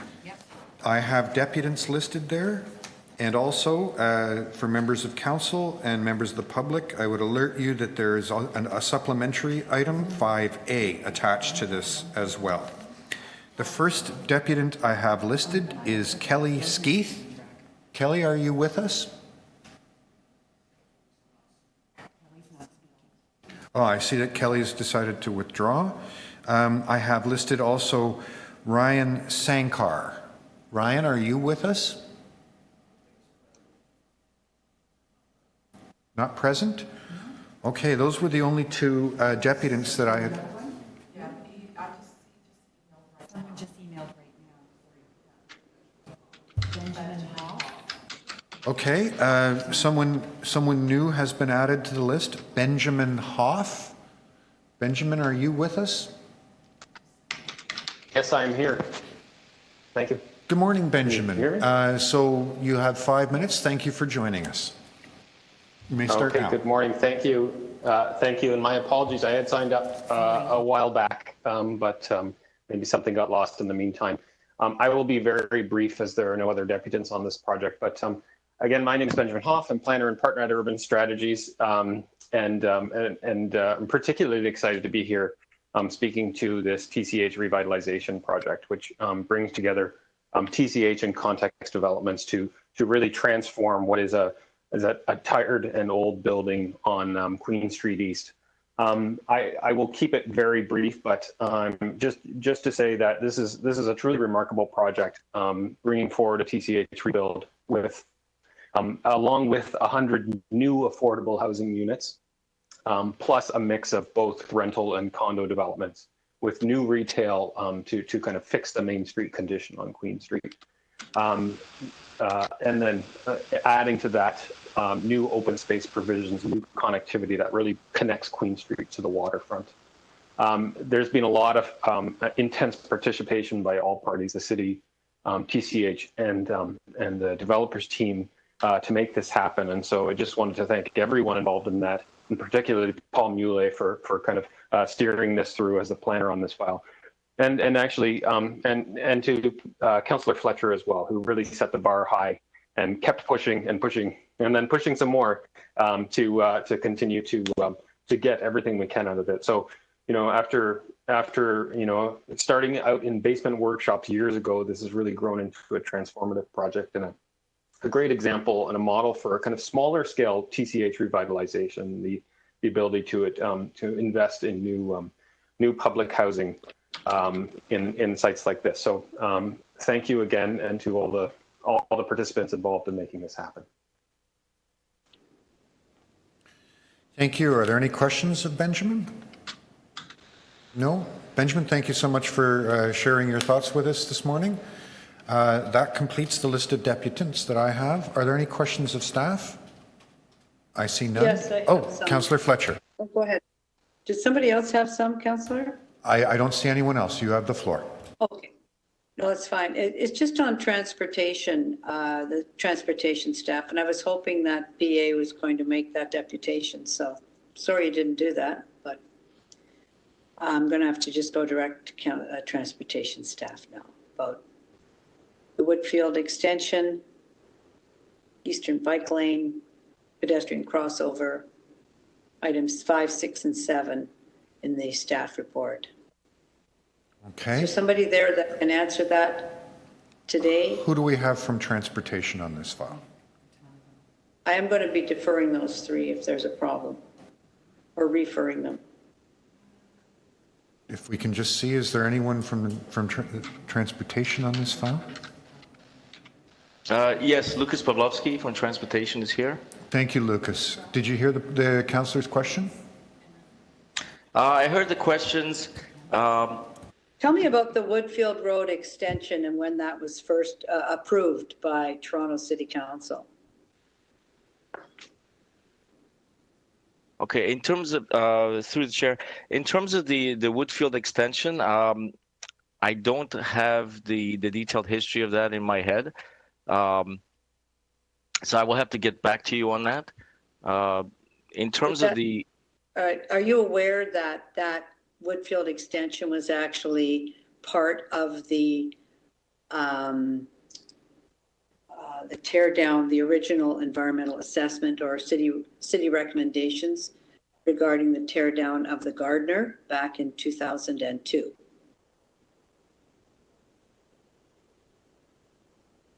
No, I don't have the detailed history on that particular file. Perhaps I'll ask for that. And it is in the South of Eastern Strategic Traffic and Transportation Master Plan, is it not?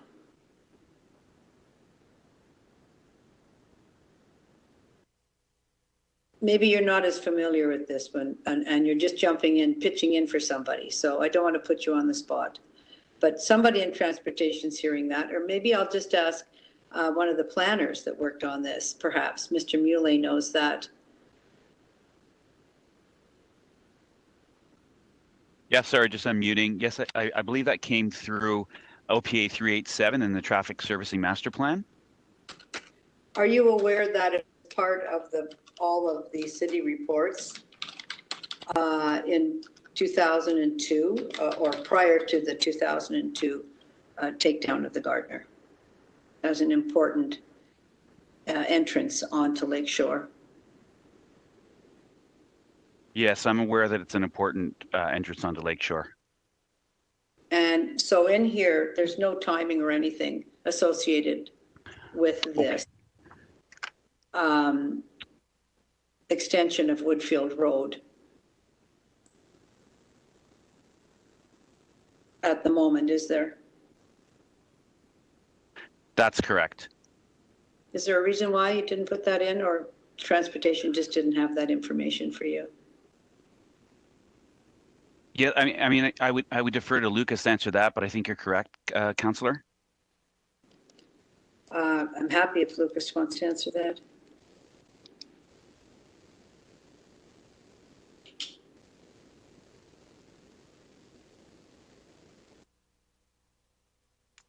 I'd say hold my time, but you've already told us you don't have a clock, so that's good.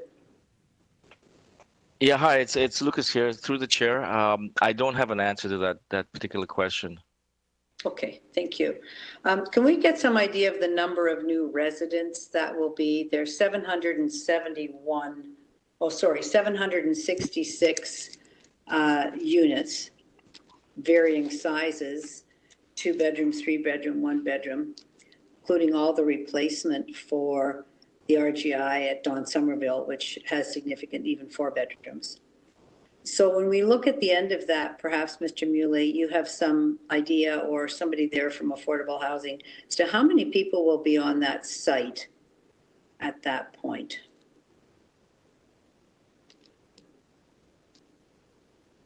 Can we say at least 2,000 people?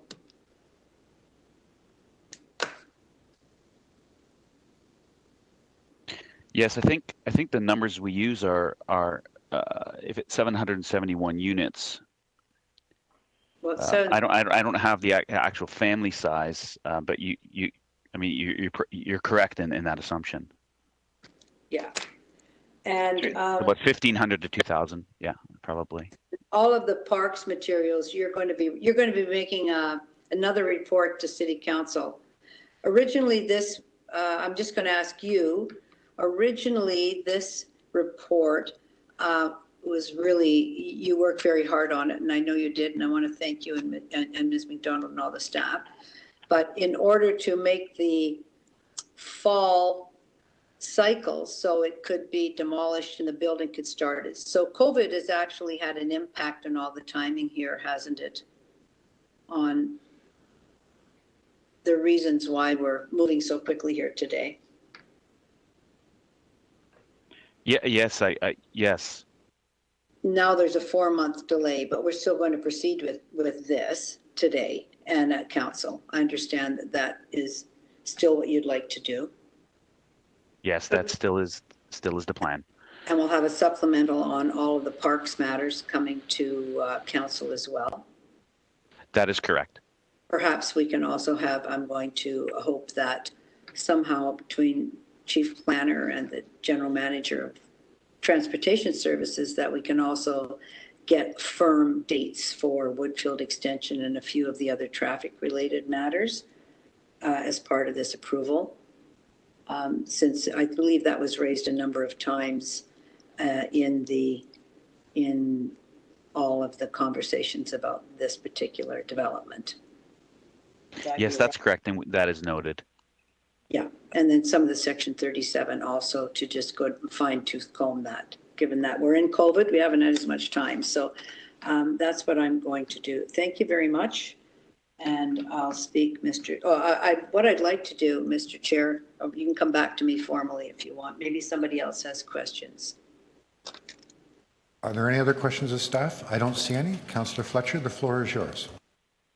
What I'd like to do, Mr. Chair, is just hold this item down, put some motions in for after lunch that identify some of the issues that I've raised here with the staff to get some better timing on things. And also let Councillor Matlow know and his constituents know one more time that I've run into the strata title issue here on this site. And that is why I had such interesting questions for planner for the community, because it's something that we're grappling with. So Okay. certainly wasn't targeted So- at such great development. But that's what I'd like to do if we can hold this Hold down it until down after. to work on We'll some have motions? Okay.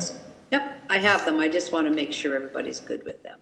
Very good. Okay, so the clerk will look forward to receiving those from you. Thank you. Yeah. Thank Okay, so we'll hold this item down.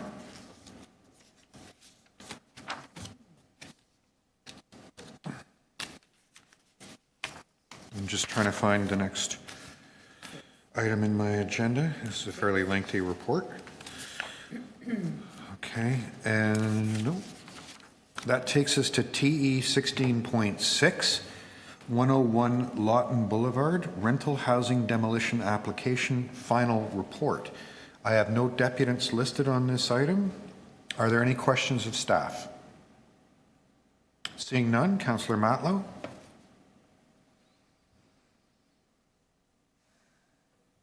There we go. I move the staff recommendations. It's rental to rental, by the way. Right. Okay. On that then, on the staff recommendations, all those in favor, opposed, that carries. TE 16.7, 335 Yonge Street, official plan amendment and zoning amendment applications refusal report. I have a listed deputant, Michael Bissett. Michael, good morning. Is that you, Mike? Yes, I can. Michael, you have 5 minutes. Please begin. I have a communication that I sent in, which is a presentation. If you can pull it up, that would be great. Michael, I'm sorry to interrupt you. Michael, I'll restart your time. Sure. I'm sorry to interrupt. I have to let you know, and this is for anyone who's deputing, the technical challenge of being able to post communications during the meeting is simply too hard. We've got literally thousands of documents we have to manage today. So I apologize, but we won't be able to put that on the screen for you. I'll restart your time.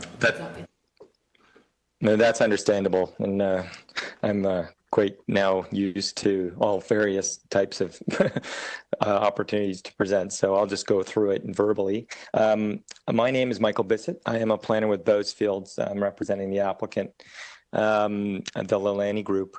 The rezoning here is proposed for the southeast corner of Yonge and Gould for a 30-story mixed-use building at the southeast corner, designed by Zeidler Architects. Myself at Bowesfields and Zeidler are familiar with the area somewhat, as we did work together on the Student Learning Center back in about 2011.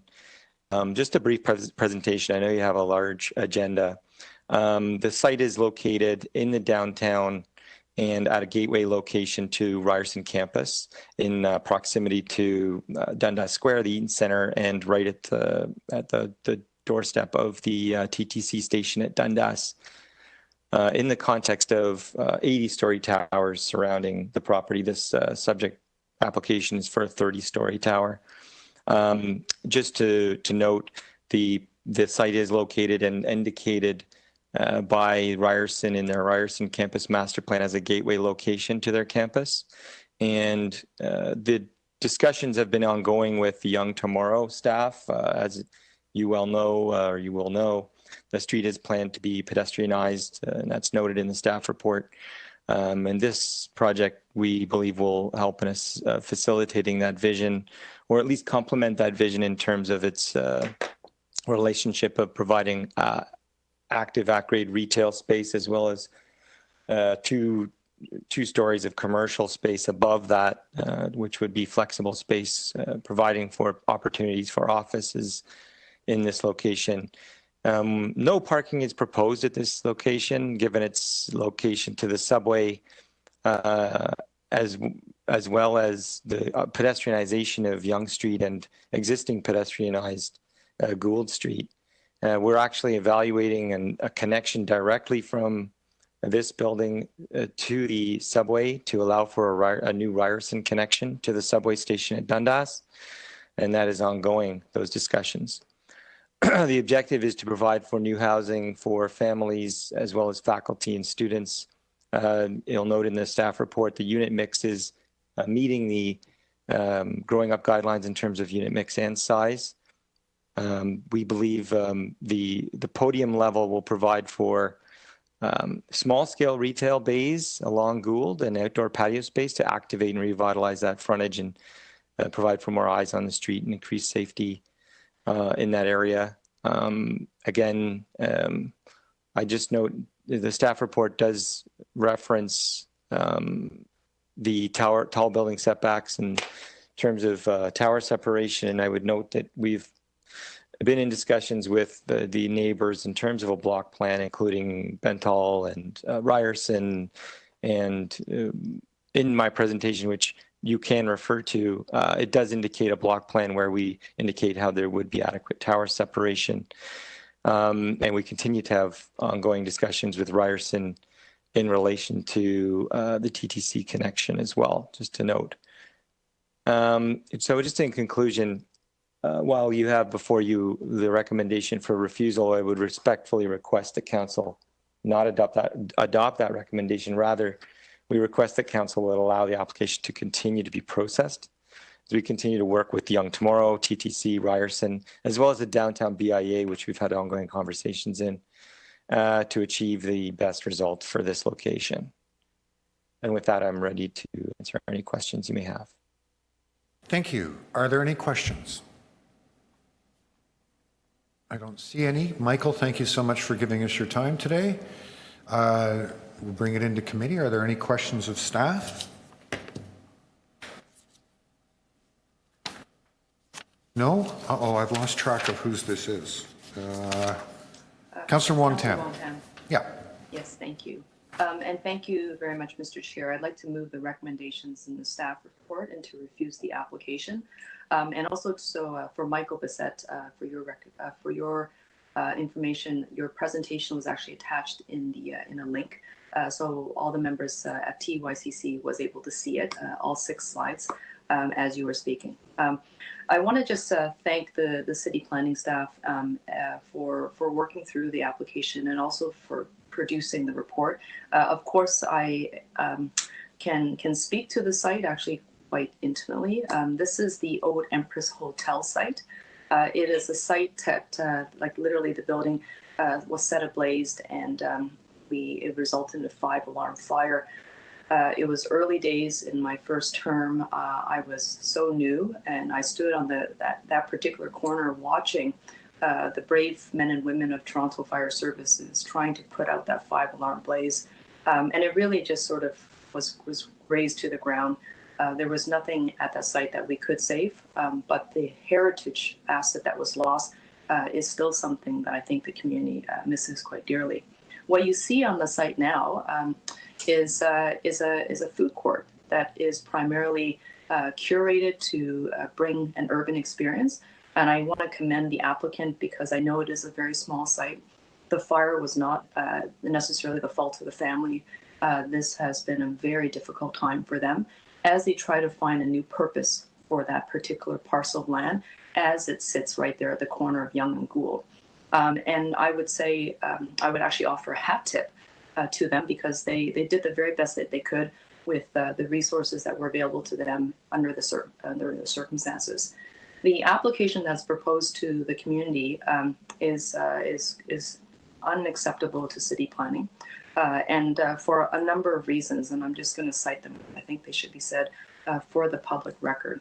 And this is city planning's position, and I want to just be clear that the proposed development is not consistent with provincial policy statement. It does not conform with the Place to Grow, the growth plan for the Greater Golden Horseshoe.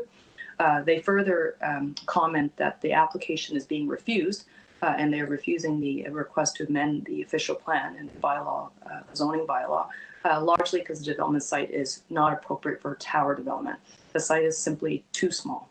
The proposed development does not achieve the appropriate tower setbacks nor step backs, and the site, again, they repeat, is too small. I've said that now twice. The proposed development does not minimize shadowing. The proposed development lacks sufficient outdoor amenities. The outdoor amenity space that is provided is in inappropriate form. There is no pet amenity area. There's no parking. There's the loading area does not necessarily meet the city's standards. And in addition to all of that, the applicant has not provided a satisfactory functional servicing report to address servicing issues. So there are just those highlighted issues that have to be resolved. And in order for this application to move forward, it has to go beyond whether or not it is an appropriate site for the TTC access. Of course, we could say that we need to have more TTC access, but that's not the only reason for this particular site. If it was only a TTC entrance and access point, then we don't need the tower. But in this case, the applicant would like a tower, and the tower that's being requested, being proposed, is too large, too tall. The massing is too great. There is not enough space generally. So I just want to flag that because I think that this will not be the last time we have a conversation about 335 Yonge Street. This is a site that we were going to have to discuss at another time in the future. And there's a very good chance that we will come to some resolution, but that resolution is not before us today. And there still needs to be a lot of work done on behalf of the applicant in order to satisfy what would be stipulated by city planning and determined by city planning as good planning. And right now, we're not there yet. Thank you very much. Thank you. Any questions of the mover? No? Anyone else to speak? No?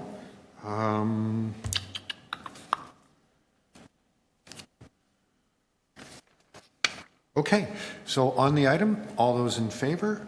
Opposed? That carries. Takes us now to TE 16.8, 900 Dufferin Street, official plan amendment and zoning bylaw amendment, request for direction report. We do have a deputant listed, Arella Gagnon. Arella? Hi there, can you hear me? Yes, we can. Thank you for Can you joining hear us me? today. You have 5 minutes. Go ahead. Hi there, I'm representing the Building a Better Bloor-Dufferin, I'm representing the Building a Better Bloor-Dufferin group, and it's the official amendment for the direction. Building a Better Bloor-Dufferin is a resident-led volunteer group which includes service providers, artists, business owners, and members of the local school communities who advocate for equitable and inclusive development in Bloor-Dufferin area. We would like to add our support and agreement to the planning department which recommends that the city solicitor, together with city planning staff and other appropriate city staff, attend the LPAT in opposition to the current proposal. As proposed, the application is not consistent with the Provincial Policy Statement 2020. It does not conform with the Growth Plan 2019. It does not conform with the city's official plan. Further, we note from the background report on the request, although the current application only applies to the north portion of the Dufferin Mall site, the entire property has an overall size of 8.5 hectares, which would constitute as a large site as for the official plan policy 3219. For applications requesting an increase in height and or density, this policy requires that the first priority community benefit be the provision of 20% of the additional residential units as affordable housing. Affordable housing is not currently proposed in this application. We agree with the city planners when they state in the background report to ensure that the Dufferin Mall site redevelops over time into a complete community which fits surrounding neighborhoods. This application needs to be reviewed in the context of a master plan framework for the entire mall site. Given the scale of the new development plan for Bloor and Dufferin, a site this large requires a comprehensive plan to to properly integrate it with the surrounding neighborhoods and address impacts on park space, transit, walkability. BBBD is very concerned that if approved, this plan would set a dangerous precedent enabling owners of large sites to develop their sites piecemeal and evade the responsibilities such as the provision of affordable housing. BBBD advocates for equitable and inclusive development in the Bloor-Dufferin neighborhood. Our neighborhood demands significant community benefits in all new development, park space, affordable housing, space for community services and arts organizations, and robust schools and daycares. BBBD represents more than 1,000 supporters, residents, service providers, artists, business owners, and members of the local school community. Members of BBBD plan to attend this, and that's this. Sincerely, Emily and Maggie, the co-chairs of Building a Better Bloor-Dufferin. So that's it. Thank you very much for those remarks. Are there any questions of the deputant? No? Thank you. I have no one else listed to depute on this item. Are there any questions of staff? No? Councillor Bailao. Thank you, Chair, and thank you to Irela and BBD and all the other groups that have come together to put together a working group. I think the staff report and Irela clearly outlined some of the challenges that we're facing.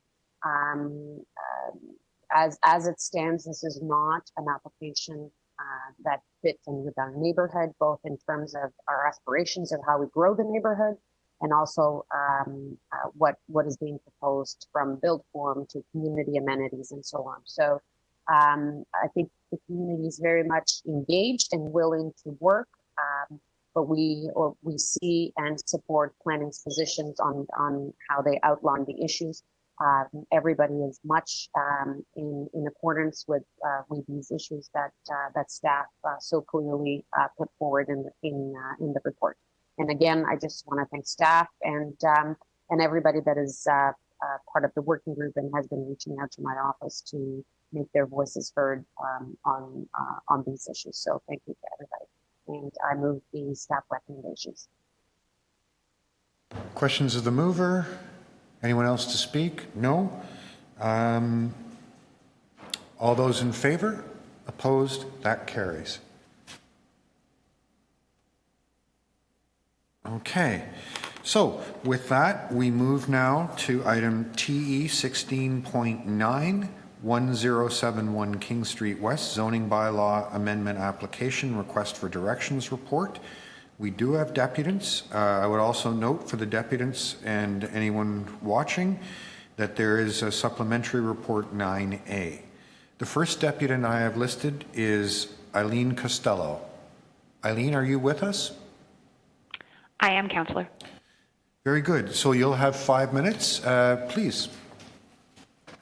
Thank you very much, Mr. Chair and members of Community Council. My name is Eileen Costello. I'm a solicitor at Aird Burles, and I'm here on behalf of Hallmark 1071 King West, who is the now owner of the property and the applicant. My client assumed this matter a few years after it had been appealed by the original owner, and as the staff report indicates, we've worked collaboratively with staff since purchasing the site to make some significant improvements and changes to the proposal, and I'm really grateful for staff's guidance and assistance in that, and pleased that we're here before you today with a request for direction report recommending support of the settlement. Oh, hey, Paul. I'm sorry, there appears to be somebody else. I guess I didn't deal with that question too well. Sorry, we'll try to clean that up. Just hold on a second, Eileen. Sure. Okay, we're good now. You. Sorry about that. I'll give you a little extra time. That's okay. Okay, thank you very much, Councillor Perks. You'll see in the staff report that some of the changes include an increase in the number of 2- and 3-bedroom units to 20% and 10%. And I think most importantly, listening to the discussion this morning, is a dedication of 230 square meters of on-site parkland. This is not stratified. This is a full conveyance. And it's occurring in a part of the city which is a parkland need area under your parkland strategy. That required some significant changes and reworking of the ground floor, and we worked very hard with staff to accommodate that. In addition to the parkland dedication, we are also going to be developing a 2-lane cycle track behind the building, which will connect with the Restaurant Rail Path and Juro Street. Again, a really important public amenity on a very tight and unique site. We border King Street and Juro. We're right on the south side of King, right after the underpass, and we back onto the railway corridor. So as a result of that, we're here before you with 2 requests for modifications to the staff recommendation. And we make them with the greatest of respect to staff and with the hope that we can continue to work with staff to reach a resolution. The first relates to the requirement that the parkland be conveyed within 12 months of the first above grade permit. That's simply not possible on this site. I've listened to the councillors talk about construction staging. This is a corner site with a streetcar and a streetcar stop right in front of us. This is incredibly complex for doing any kind of construction staging within the right-of-way, and we think it's going to be very complex. As a result, we've set out a construction time frame which would allow us to convey 30 months after our first above-grade permit. That's the fastest we can do it, which would allow us to clean the site and convey the parkland to the city in an appropriate time frame. I'd note that even if we conveyed this park to you after 12 months, the park could not be improved and it could not be occupied because of the tight conditions on the site. So we're really hoping that we could get the accommodation that we've seen on other sites, and we're prepared to offer a Section 118 restriction as we see was done on the Delisle site, which you just considered earlier today, to ensure that that conveyance occurs only to the city. The second request relates to a condition for there to be a 25-year requirement and limitation on rental on the site. I'll just be honest, this came as a complete surprise to us. It had not ever been discussed with city staff. And I'll be frank, I don't understand the rationale for it. I want to be very clear, this is not a replacement rental situation. So unlike the Isabella project, which you just considered, where the restriction, for example, was actually only 20 years, we're not replacing rental on this site. This was a vacant site. We are adding rental accommodation to the housing supply. So I don't understand the basis of the request or the legislative basis for it. I would note that once this building is built and it is occupied, we will be subject to the Rental Tenancies Act. We will be subject to Section 111 of the Municipal Code. And if and when these rental tenancies were ever sought to be replaced or converted to a condominium, we would be under that legislative framework. So the rationale for putting it in now, I'll be frank, caught us completely by surprise, and it's something that at this point my client has not even considered the ramifications of. So my request quite simply is to move the staff recommendation with the exception of the parkland contribution, which we would ask to be modified to 30 months rather than 12 months, and to remove in its entirety the requirement for the 25-year limitation in the Section 37 agreement. And I'll simply say, if councillors aren't prepared to support that request, then we'd ask that this matter be moved on to council with a direction to have staff meet with us in the next 2 weeks to have a serious conversation about these 2 requirements. I say that not because staff have not been available, but just with COVID and everything else, it's been difficult to get everyone together. And I thank council for your time, and I'm happy to answer any questions that you might have. Thank you. Are there any questions for the deputant? No, seeing none. I have another. Thank you for your time today, Eileen. I have another deputant listed, Dane Callaghan. Dane, are you with us? I am. Good morning. Good morning. So you'll have 5 minutes. Thank you for coming, and please start. Okay. Good morning, councillors.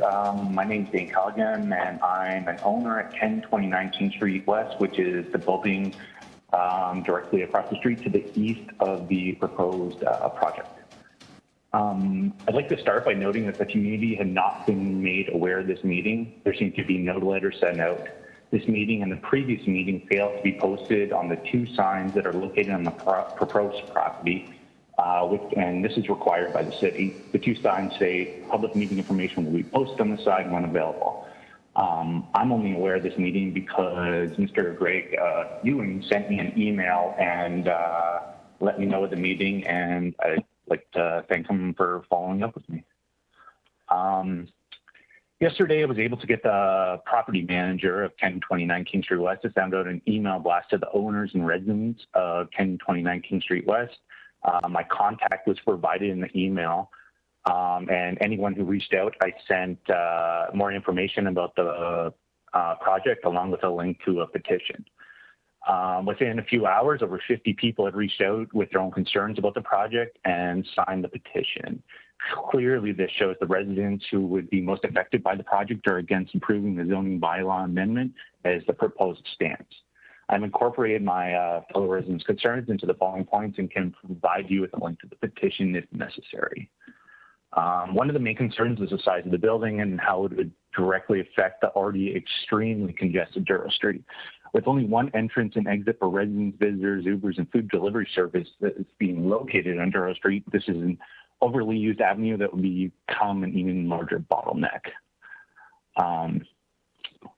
With the increase in traffic comes an increase in safety concern. If there were to be a problem with the police, where the police, ambulance, or fire need to reach the back of the building, the new pedestrian bridge or the new proposed building, how would they effectively get there with the traffic being stopped in both ways? Now that the new bike lanes have been installed on Duro Street and the only entrance and exit from the building being on Duro Street, this poses an increased risk of being caught in a blind spot for both cyclist and driver. There will also be an increased foot traffic with the new pedestrian bridge having a heavily used entrance and exit on Duro Street. Right beside the bridge is also a safety concern. Right now, 3 sides of our building have condos that are taller than ours. With the addition of another taller building on the west, we would essentially be dominated by the surrounding buildings. This could potentially affect the overall value of the units in the building, with the units on the west end being dramatically affected. One of the objectives for this project was to build corresponding to adjacent building heights. Having a building that's taller than our building, which is directly adjacent, and being far taller than townhomes across the street, which are also directly adjacent, fails that objective.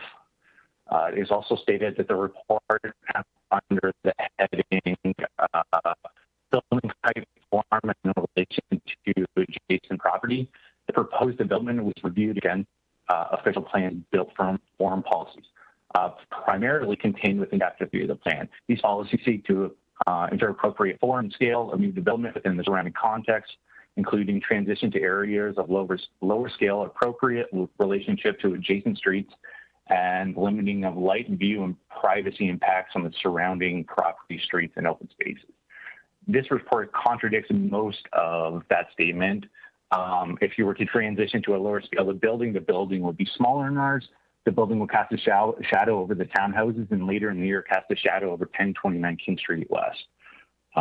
Every unit on the west side of the building will have its view blocked, and every unit on the west side will also have their privacy invaded.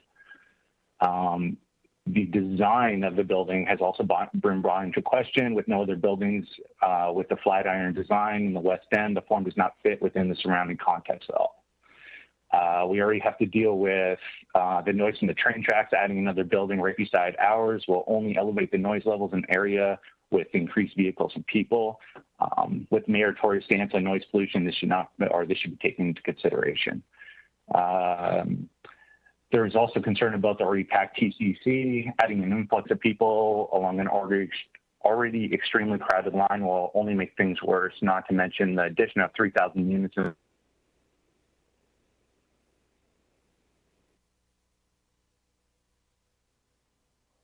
Are you still with us? Oh, we lost Dane's line there. Unfortunately, he was at the end of his time anyway. So members, I won't be able to offer you the opportunity to ask him a question. That completes the list of deputants that I had on this item. Are there any questions of staff? I don't see any. Councillor Layton, I believe you have carriage of this. Yes, thank you very much. I'll move the staff recommendations in the supplemental report as they pertain to the recommendations in the parent motion. I will just say that I've heard from Councillor Cressy's staff that they have already reached out to the developer, to Hallmark, to work through some of the concerns that first deputant. I was the city councillor when this original application came in 2011, a long time ago now.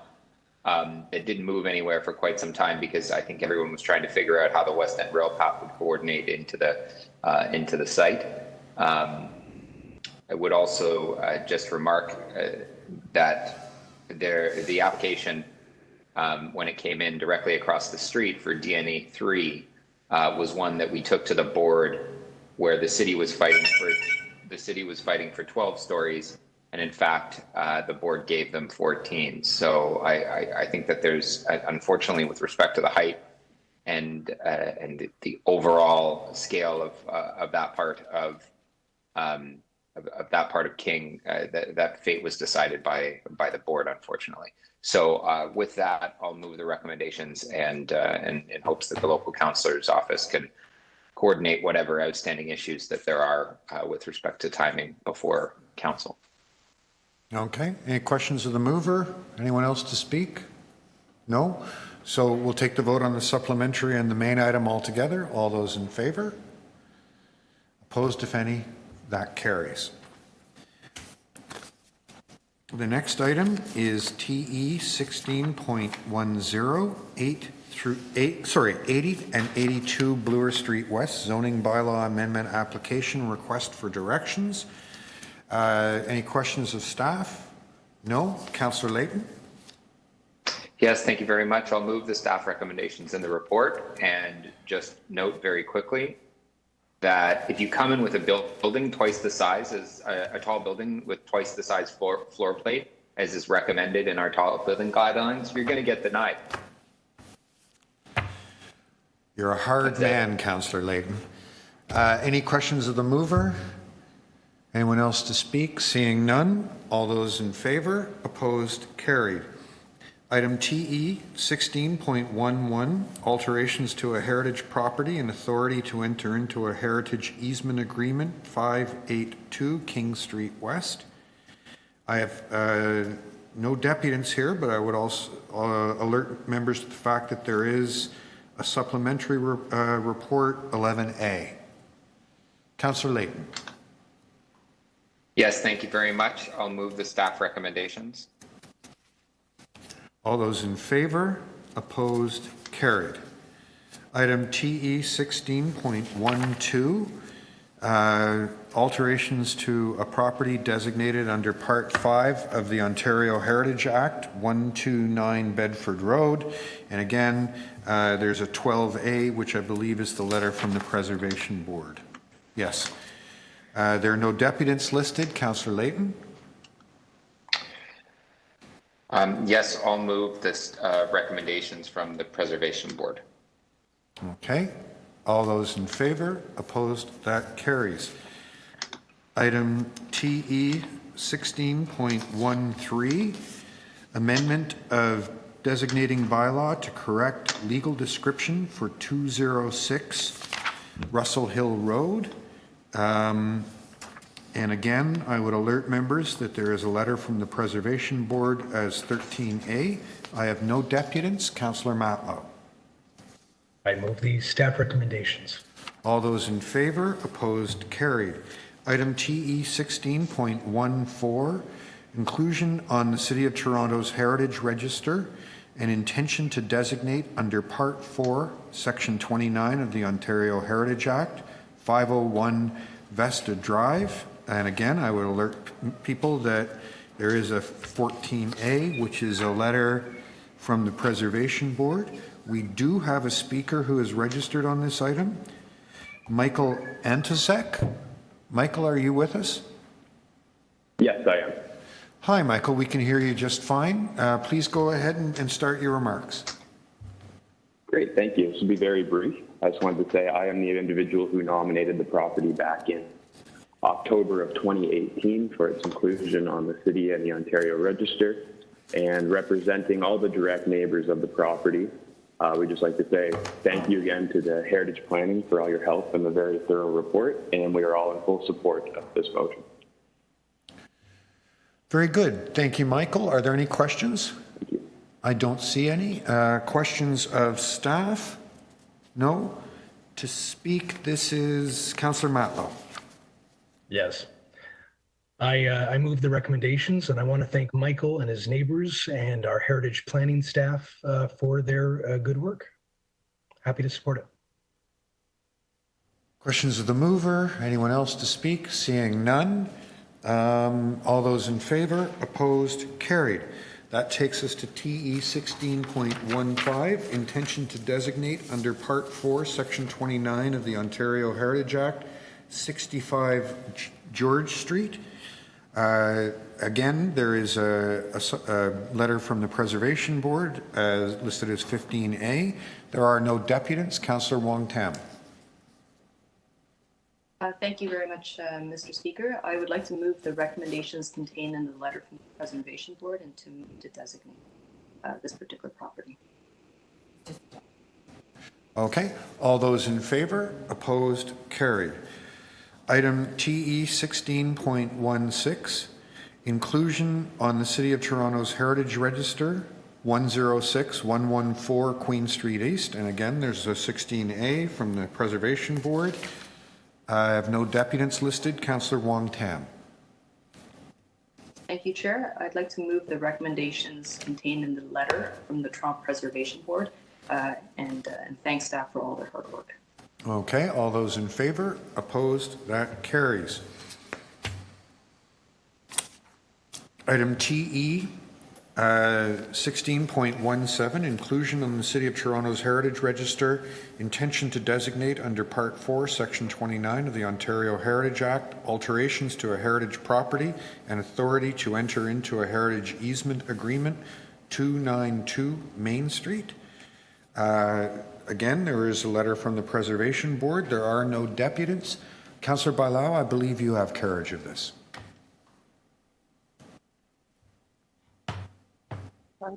Myself, to adopt staff recommendation. I think I heard you say adopt staff. Is that correct? Yes, sorry. Are you having difficulties hearing? I think sometimes you're not close enough to your microphone. Probably. Okay. So on the motion to adopt, all those in favor, opposed, carried. Okay. Let's see if we can, perhaps Councillor Holiday is watching, just out of interest. We'll move on to the tree items. Item TE 16.18, application to remove a city-owned tree for Tarleton Road. We do have two deputants listed. First, Luciana Siso Kiopo. I'm very sorry about that if I pronounced it better. Are you with us, Luciana? She needs to connect her mic. Luciana, we've opened up your microphone on our end, but you need to connect it on your end. Yes, I'm here. Can you hear me? Yes, I can. Sorry for mangling your last name. Thank you for joining us here. You have 5 minutes to share your thoughts with us. Please start. Okay, thank you. So we're appealing the decision of Parks, Forestry and Recreation that denied us permission to remove the city-owned Norway maple, which I'm sure you're aware is an invasive non-native species that the city has deemed an ecological threat. In the front of our lot at Fort Charlton Road, which has been in decline and most importantly, is impeding our safe access into and out of our new garage. We have submitted photos and video links as well. I do hope you have the time to take a look at them and view the constraints on our driveway and safe access to our garage. Given the narrow space, the tight turns that obstructed you down the driveway, this issue of safety has become abundantly clear to us as our new home. Our dream home is now mostly built and up for us to see in person. We now realize how risky and stressful it will be for us to maneuver our cars in and out of our driveway on a daily basis. We are longtime homeowners of Fort Charlton Road, 16 years. We love our property and our neighborhood, which is why we decided to remain at this location and build a new home rather than move elsewhere.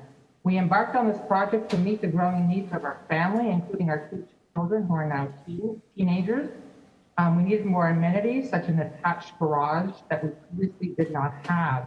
We plan on living here for a very long time. I wish to reiterate that this is not a stuck home.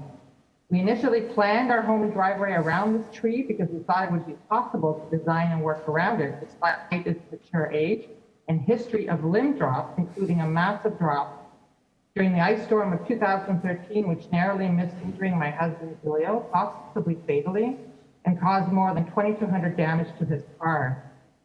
At the outset of our project, we applied to Park Forestry Rec for a tree injury permit. In consultations with city staff, the driveway location was limited by the existing city tree to the south side of our property. And to a driveway width of 2.77 meters, which is a sizable reduction from the permitted width of 3.6.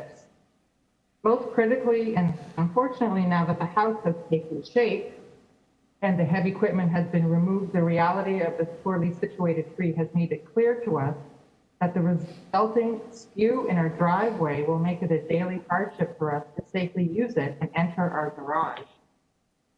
It's unrealistic, we feel, to expect that we should be able to consistently steer our cars precisely and safely around the tree retaining wall and under all kinds of weather and lighting conditions.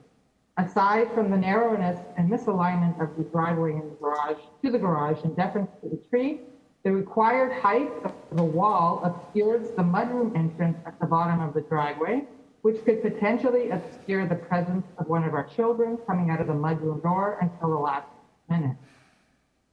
This type of hazard should and can be easily avoided if the driveway layout is straight in and straight out. We thought that this had become apparent to Parks, Forestry and Rec since the house construction took shape earlier this year. These concerns are not at all reflected in the UFS report submitted to Community Council. There has been significant financial impact to us. The current driveway layout has caused an issue with our neighbor's existing retaining wall at 2 Charlton Road. Because the driveway is limited to the south lot line, just placing normal construction equipment on the boulevard portion has caused damage to this section of the retaining wall last year, and which was documented by Toronto Building Inspection. We are now on the hook for fixing this damage. Since construction began, we have worked around the tree and invested heavily in its protection. To date, we have spent more than $12,000, which far exceeds its value, for vertical and horizontal hoarding. This is on top of the additional costs charged by the trade, which charge us a premium because they don't have clear access to the site.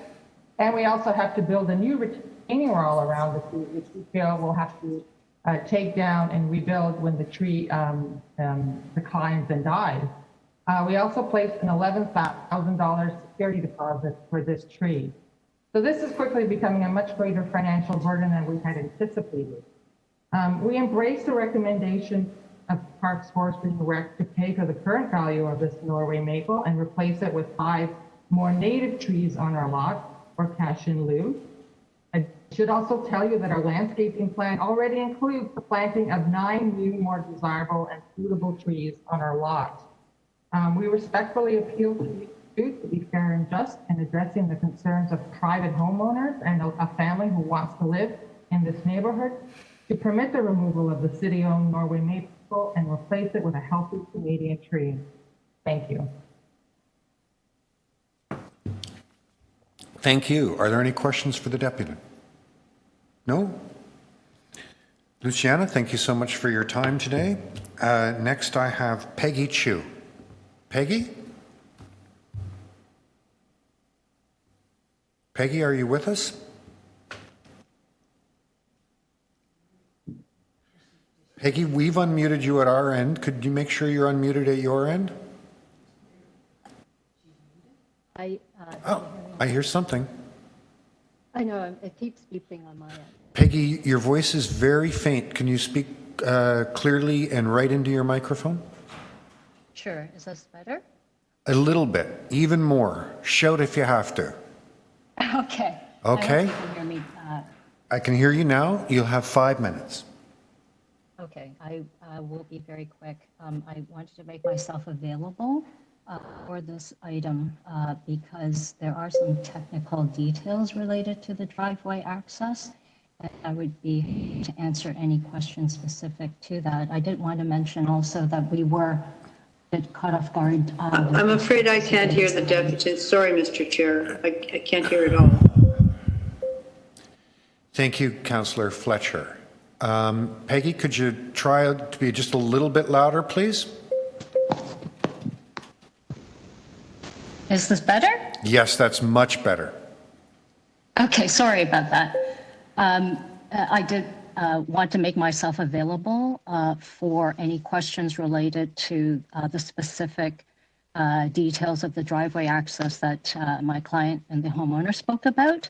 And also, I did want to also indicate that we were a little caught off guard with today's agenda being on today's agenda. We only received notice a week ago. But if there are any questions related to this driveway access, I'd be happy to answer them. Okay, thank you for those comments, Peggy. Are there any questions? No?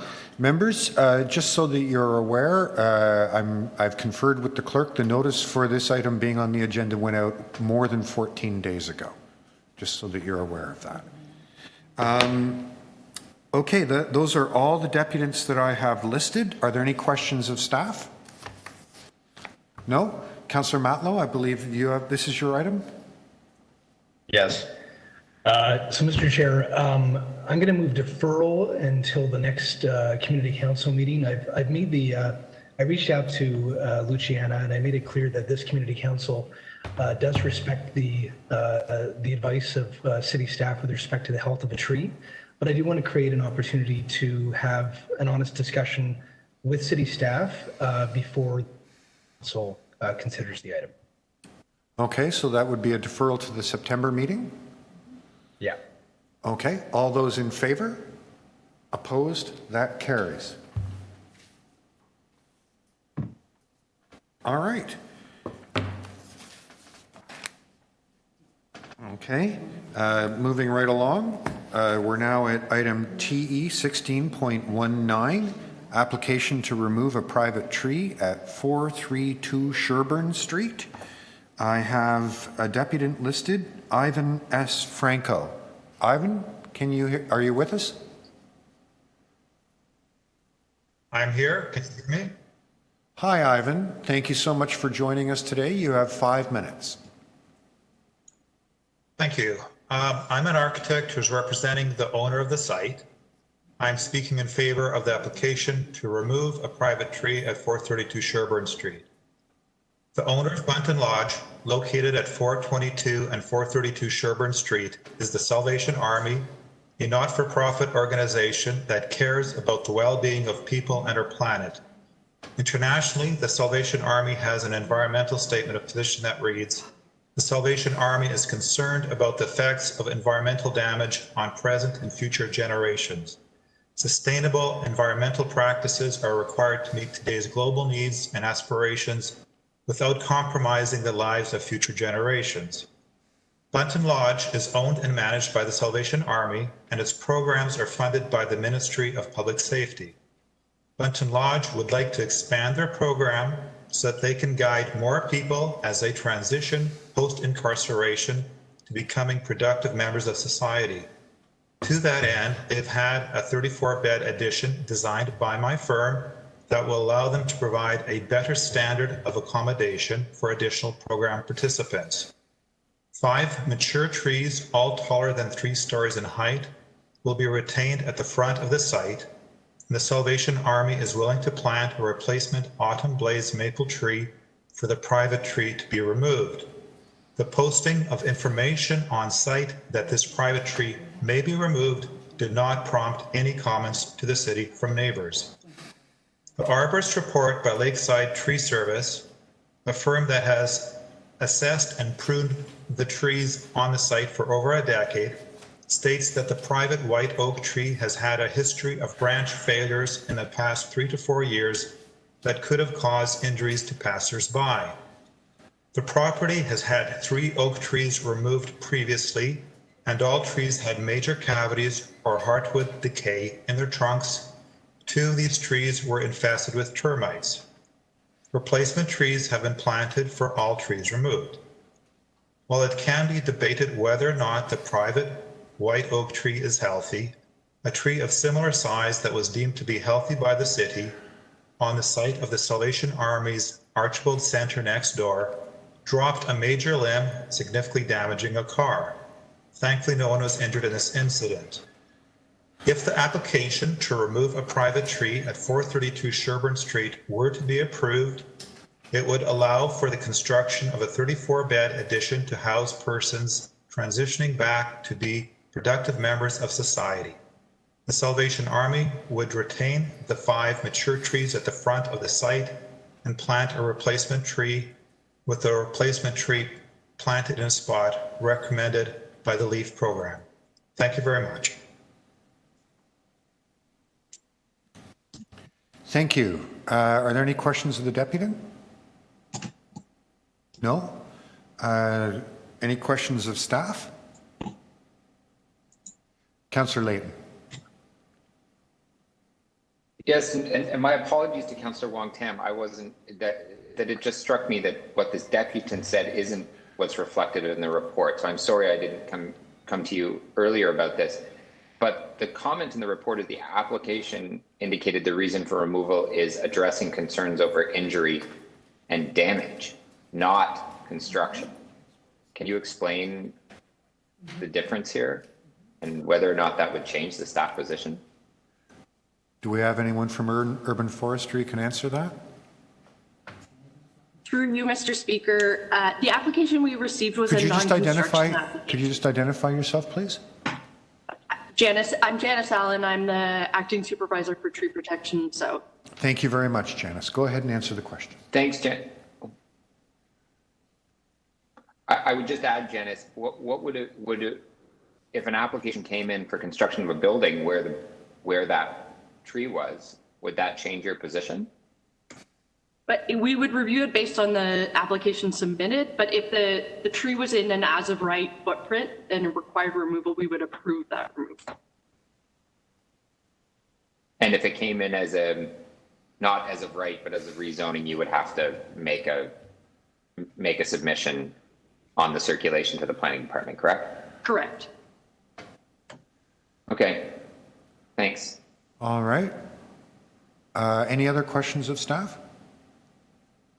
Seeing none, I believe this is Councillor Wong-Tam's item. Councillor Wong-Tam, you have the floor.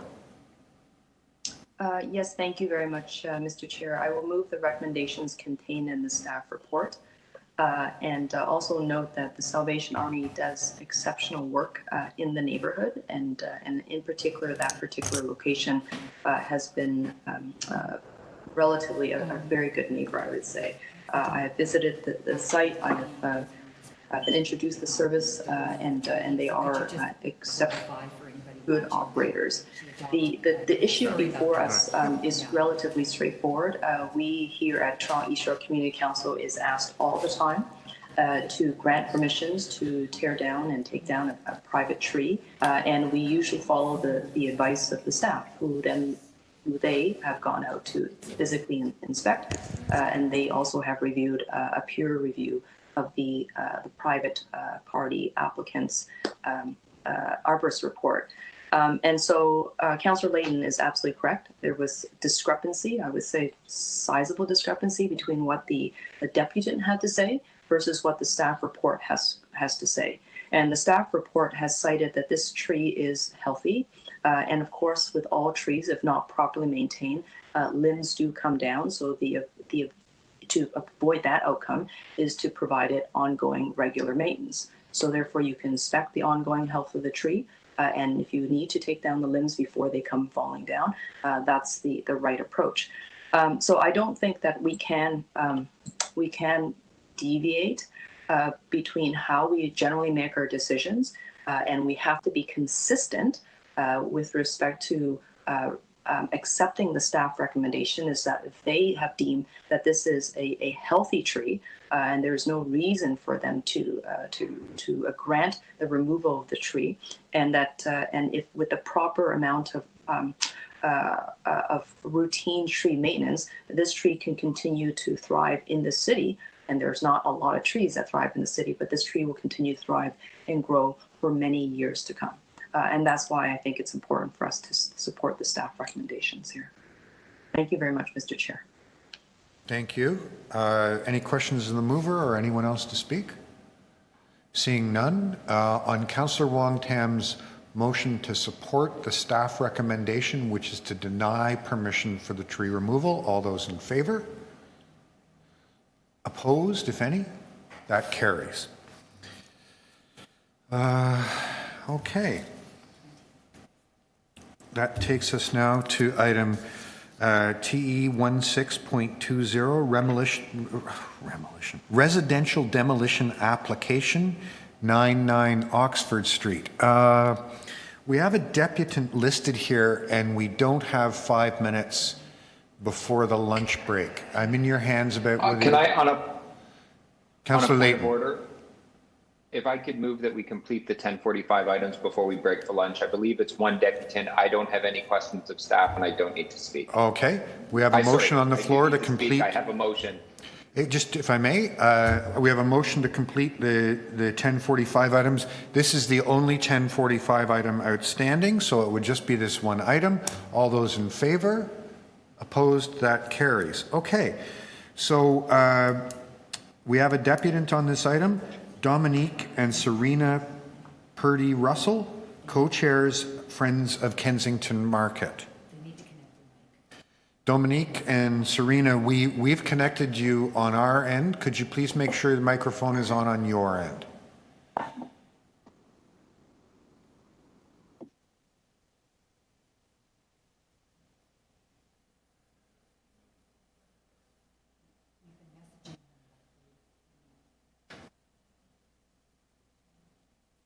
Okay, members, I'm told that the staff have messaged the deputants and haven't received a reply. Oh, here we are. Here. Hi, who's this? So it's Dominique Russell. I'm with Friends of Kensington Market. I won't take up the whole 5 minutes. Sure. Dominique, go ahead. So I just want to speak to the item because it's a demolition of an old Victorian in what was a complete row of old Victorians in a neighborhood that has been waiting for years and years for a Heritage Conservation District designation. And it's very frustrating to still be finding ourselves with these types of applications for demolitions. I understand that there are reasons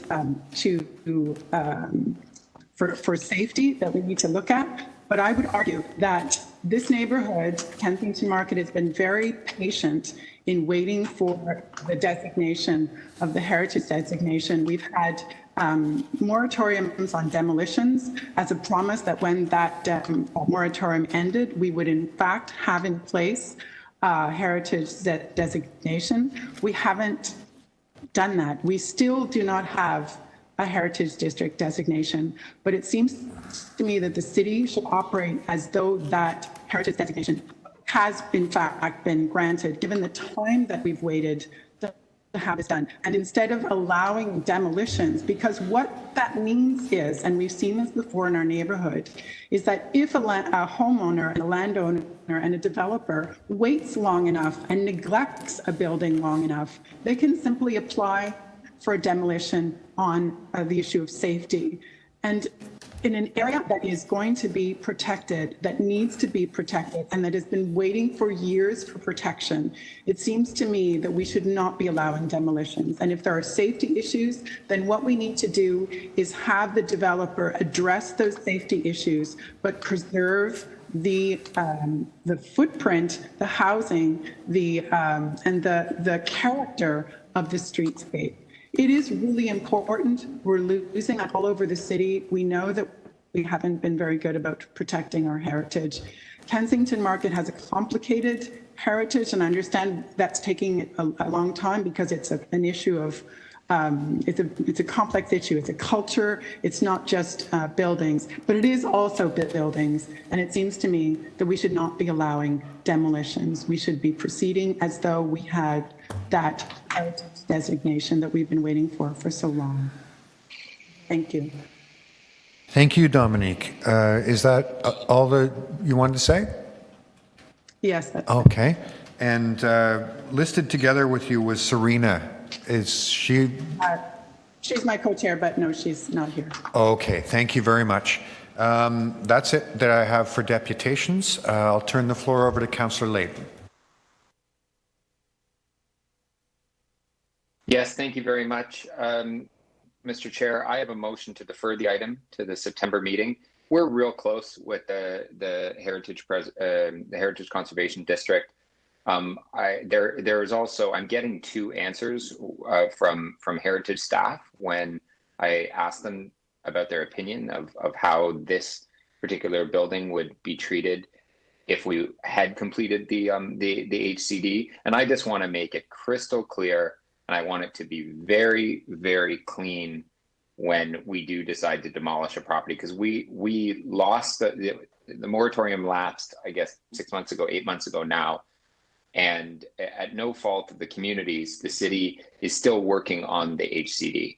And so we need a little bit more time, I'm told, from planning staff, but I don't have a final date on when it's going to come forward. I just want to make sure Heritage have had a good long look at this property so that we don't lose another potentially contributing property within the boundaries of an HCD that's just before completion. I'd also note that it's in the report, but this property's been in discussion for redevelopment since 2016, and they've already had their permits revoked once. So you know what? I don't think it's too much to wait a little bit longer until we make sure that it's in accordance with the HCD that'll be presented. Thank you. Thank you. Questions of the mover? Anyone else to speak on the motion to defer? All those in favor, opposed, carries. Okay, so that completes our work until the lunch break. Members, I'd remind you that we're short 2 members, so please make sure that you're prompt in returning at 1:30. Thank you.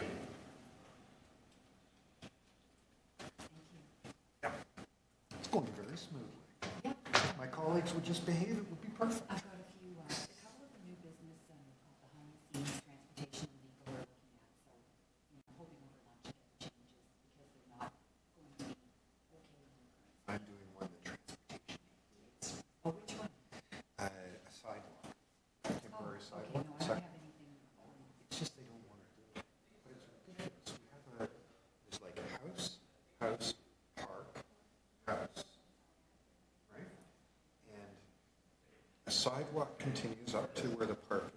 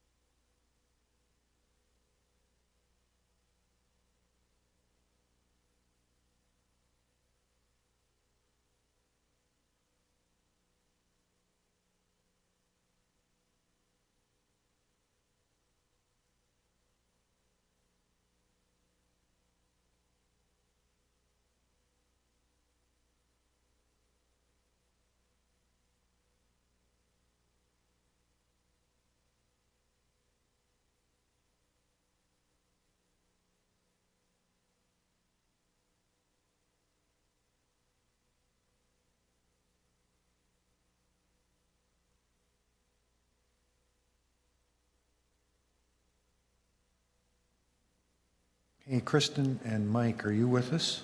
Also, I can't see Paula. Oh, there's Mike.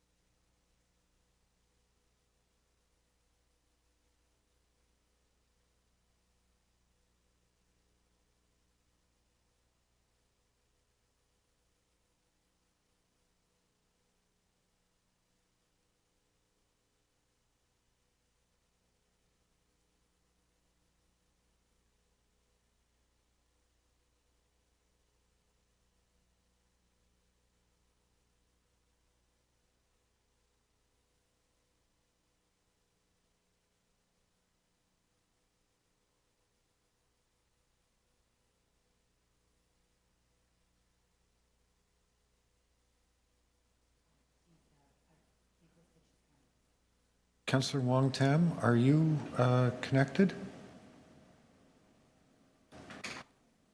Because I'd like to be able to dispense with your items quickly. Text her.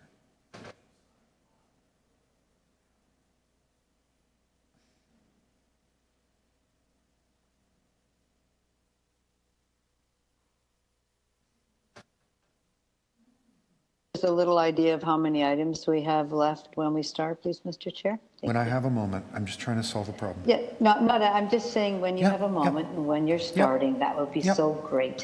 Thank you.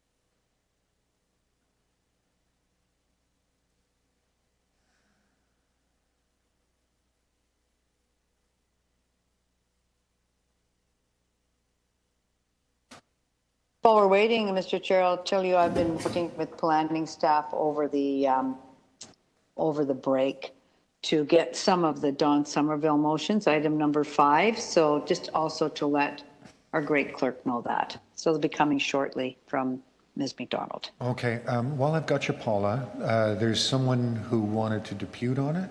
I sent you a text about it. Do you see that? Oh, I didn't get that text. I'm sorry. Depute on what? Item 5.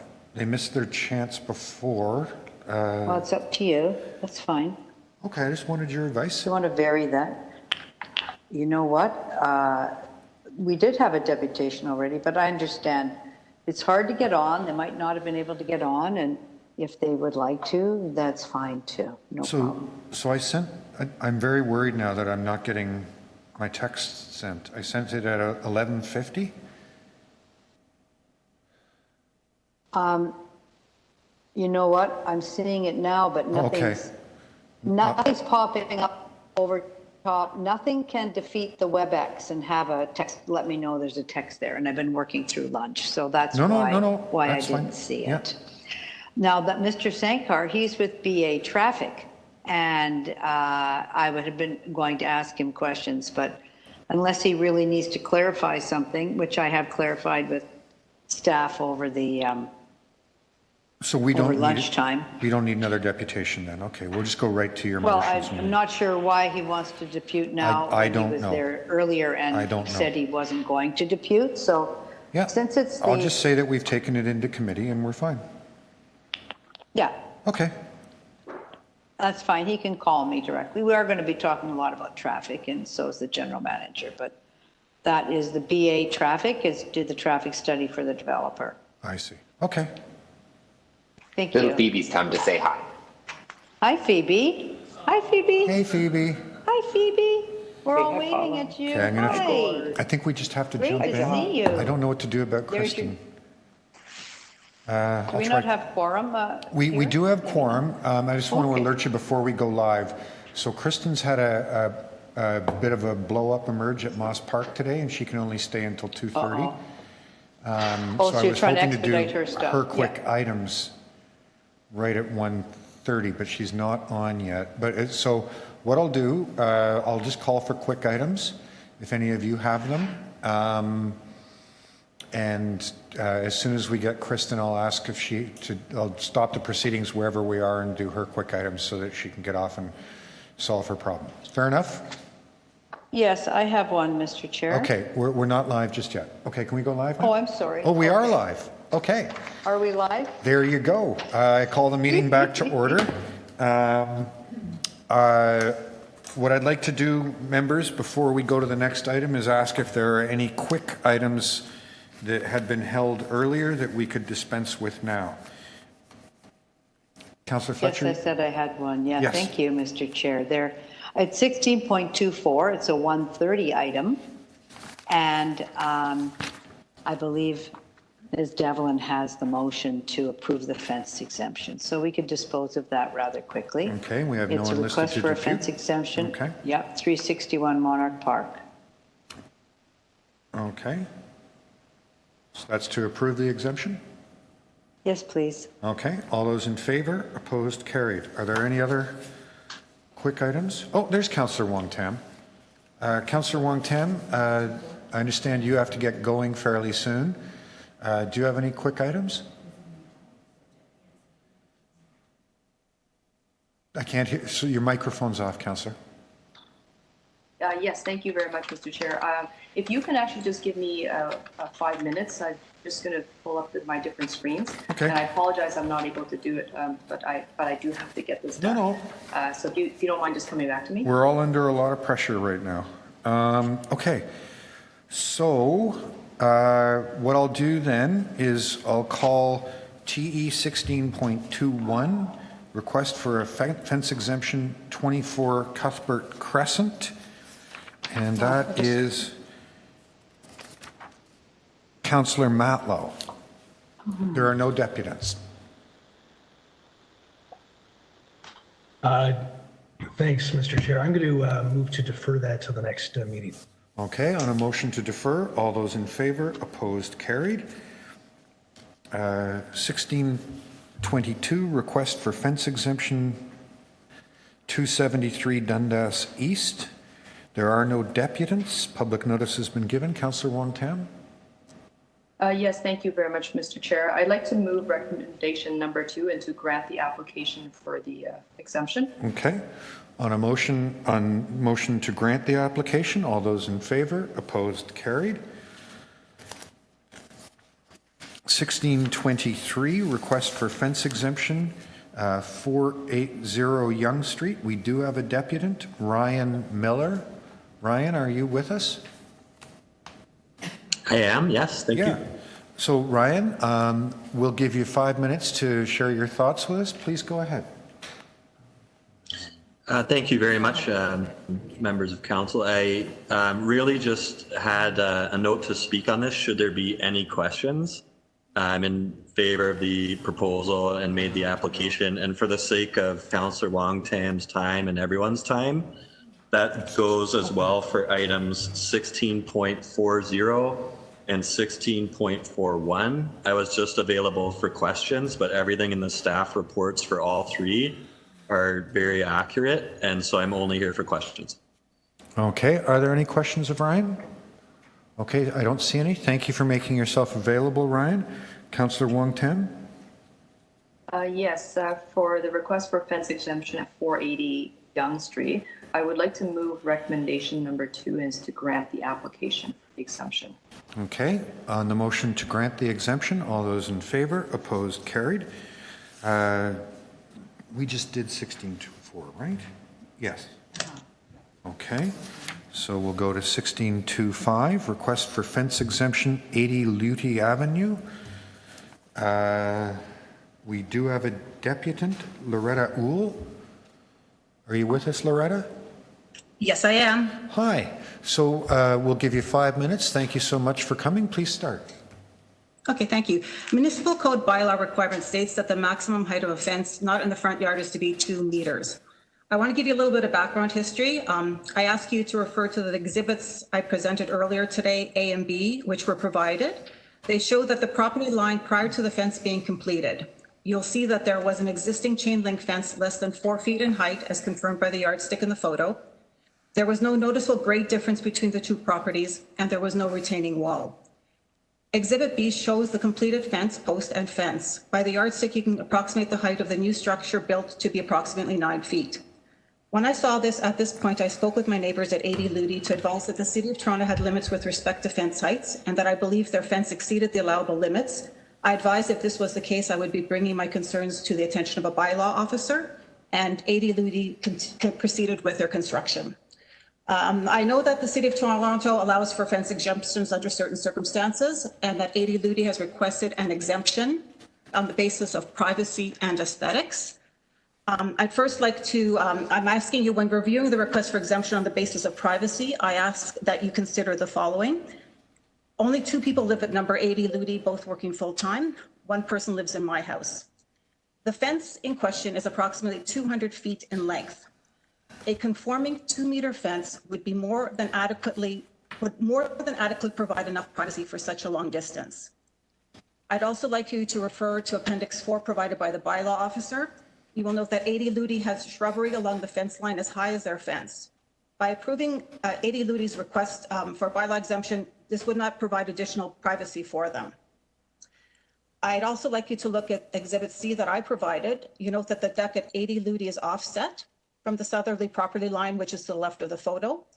Privacy on the deck of 80 Luty could have and could still be achieved without breaking City of Toronto bylaws. For example, they could increase the side railing of their deck, screening materials could be added, or patio umbrellas could be used. By purchasing a 35-foot wide property in the City of Toronto, the owners of 80 Luty accepted that privacy is not guaranteed. It is one of the trade-offs with living in this lovely City of Toronto. And City of Toronto has created bylaws to recognize privacy concerns and have determined that a 2-meter high fence provides sufficient privacy for all the citizens of Toronto. When you're considering a fence site exemption on the basis of aesthetics, I ask that Council consider the following: my aesthetics. I used to have a 4-foot high fence that allowed for airflow and light to pass through. I now have a solid wood fence, almost twice the height previously. My property is 20 feet wide. Their fence is 7 feet 4 inches high. Just picture this. Their fence is more than 1/3 as high as my property is wide. And, you know, with the properties immediately, 6 properties immediately south of me, there are only 2 chain link fences. The other properties have no fence at all. A wooden fence in excess of the bylaw height is not in keeping with neighborhood aesthetics. With respect to aesthetics from the vantage point of 80 Luty, city bylaws dictate what is aesthetically pleasing, and that is a 2-meter high fence. I think that Council will agree that a 7-foot 4-inch high fence could not be considered to be more aesthetically pleasing than a 2-meter high fence, especially when covered by shrubbery.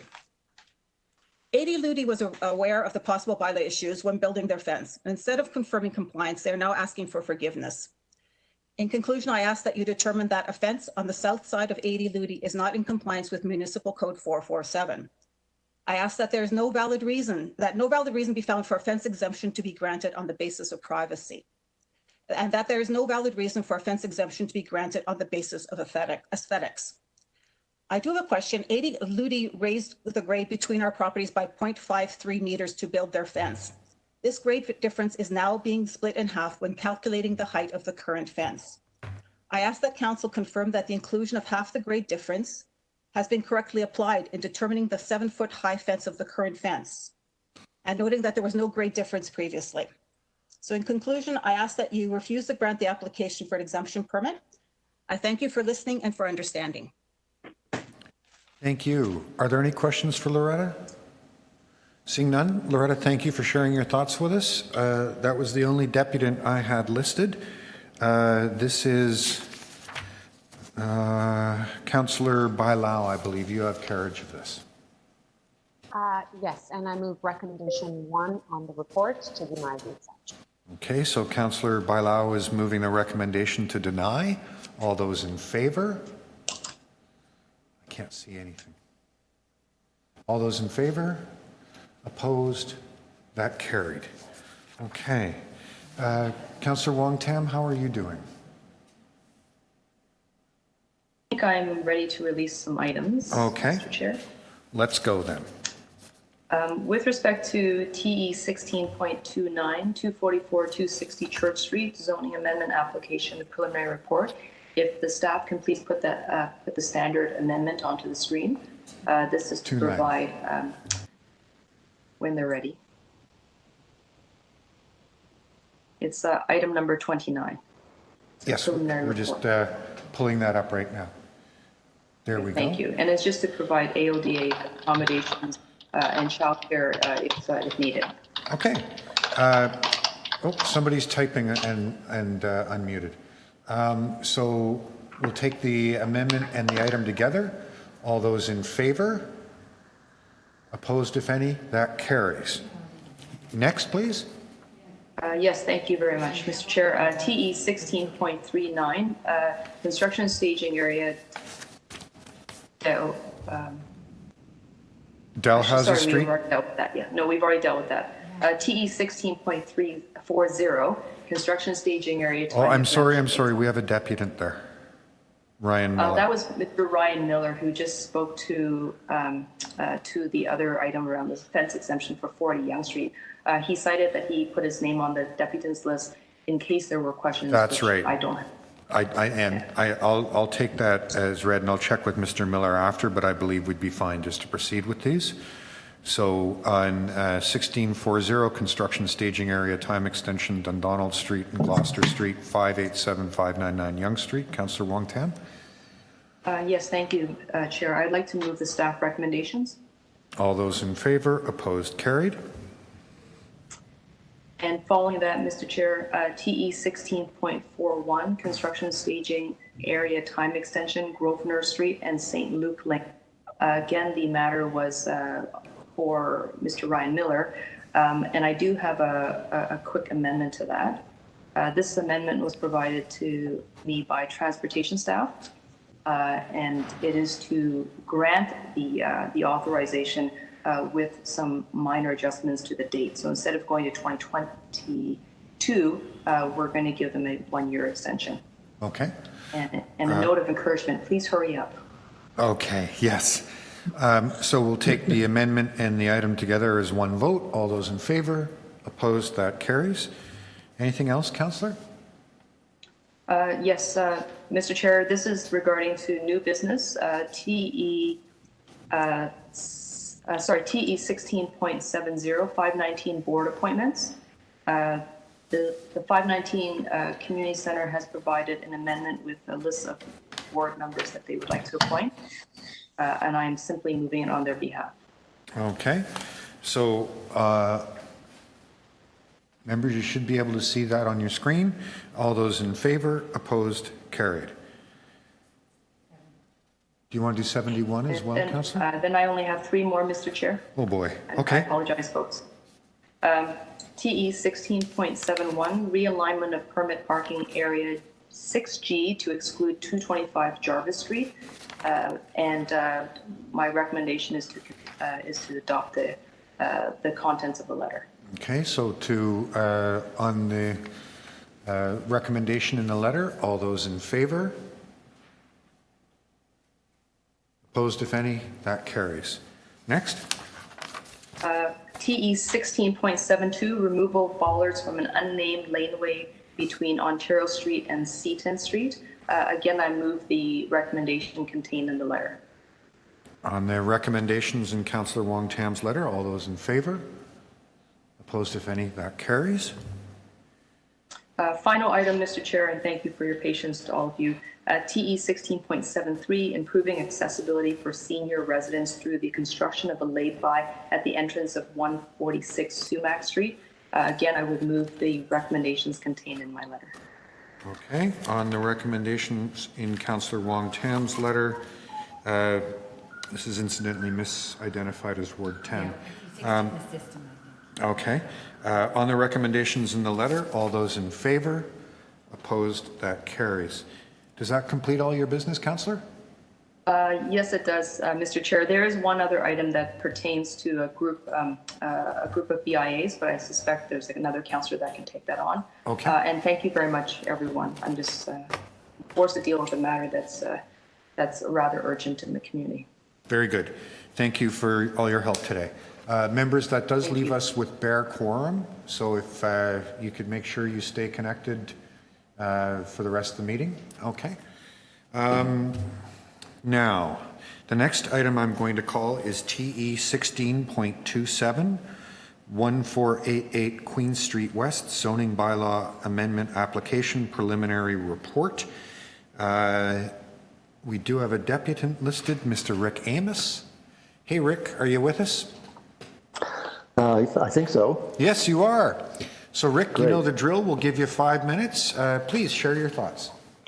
Okay, this is a little bit out of order because I was looking forward to item number 26, but we're switching to 27. Oh. So I'm not, this one. I'm sorry. You're listed as the only deputy on each. Why don't I call 1626? TE 16.26, 1375 Queen Street West zoning bylaw amendment application preliminary report. Sorry, that was my error, Rick. I'll start your time again. Okay. Thank you for allowing me to speak today.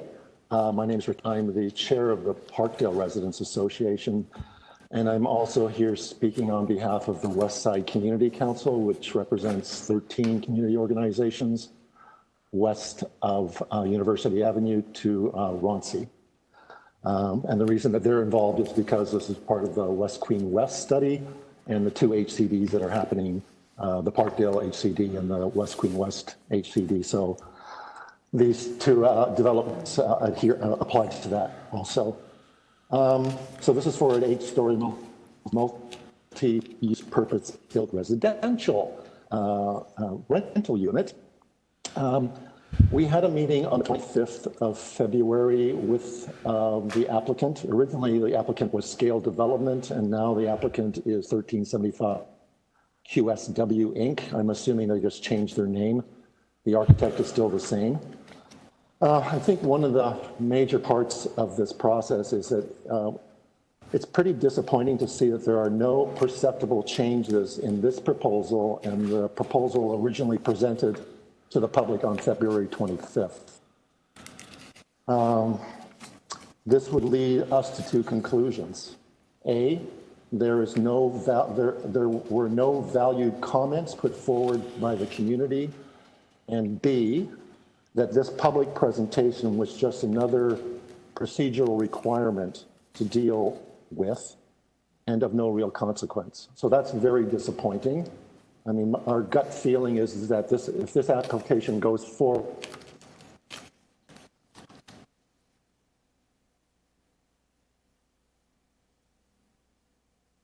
Rick, I think we've lost you. Well, you're still connected at our end. I'll give you a moment to see if there's a problem on your end.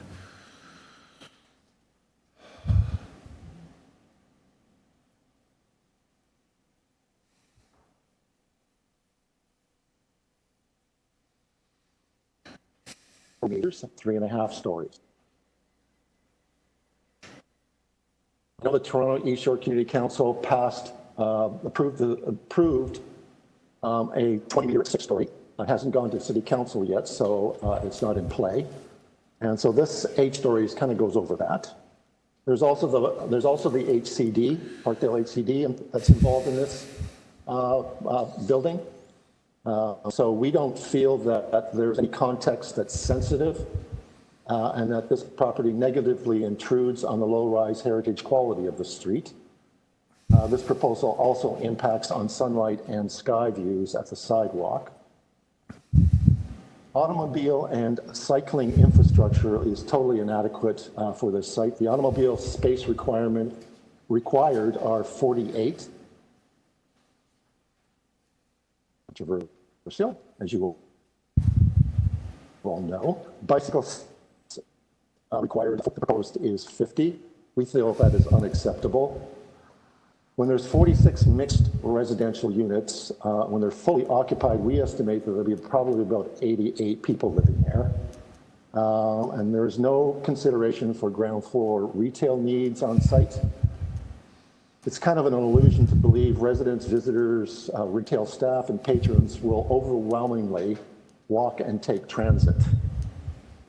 What about e-bikes and scooter parking, charging stations?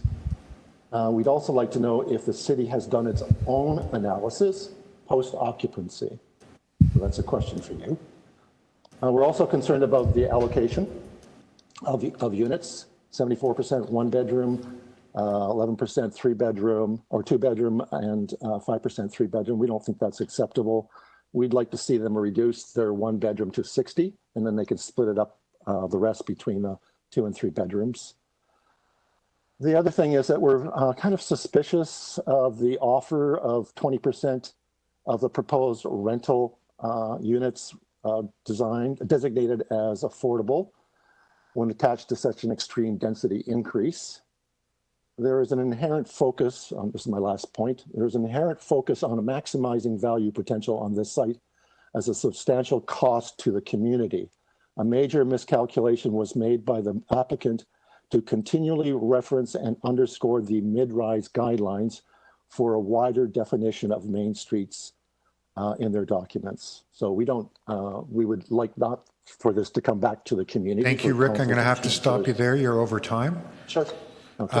I did want to note, though, before we take this into the committee, you did cut out once or twice.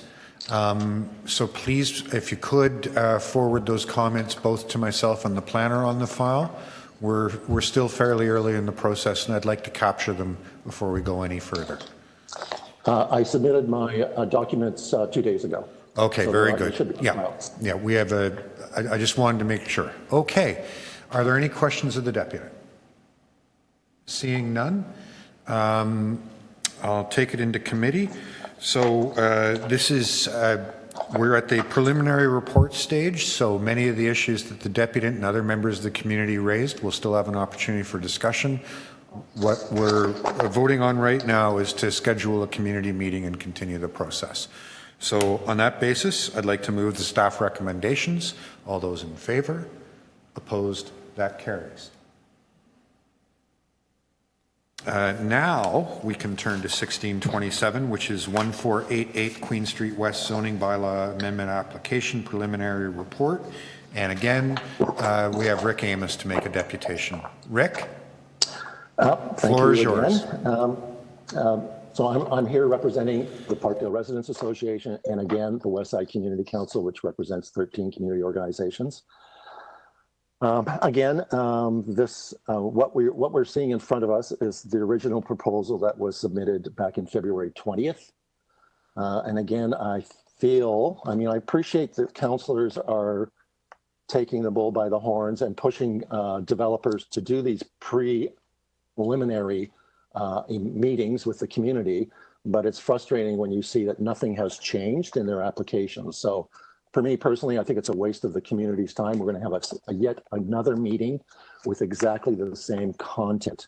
So I think we have to get a handle on how we deal with this and how we're dealing with the community's time. I know both these community consultations had quite large turnouts of residents. So Disappointing to see that they're going to be talking about the same thing yet again.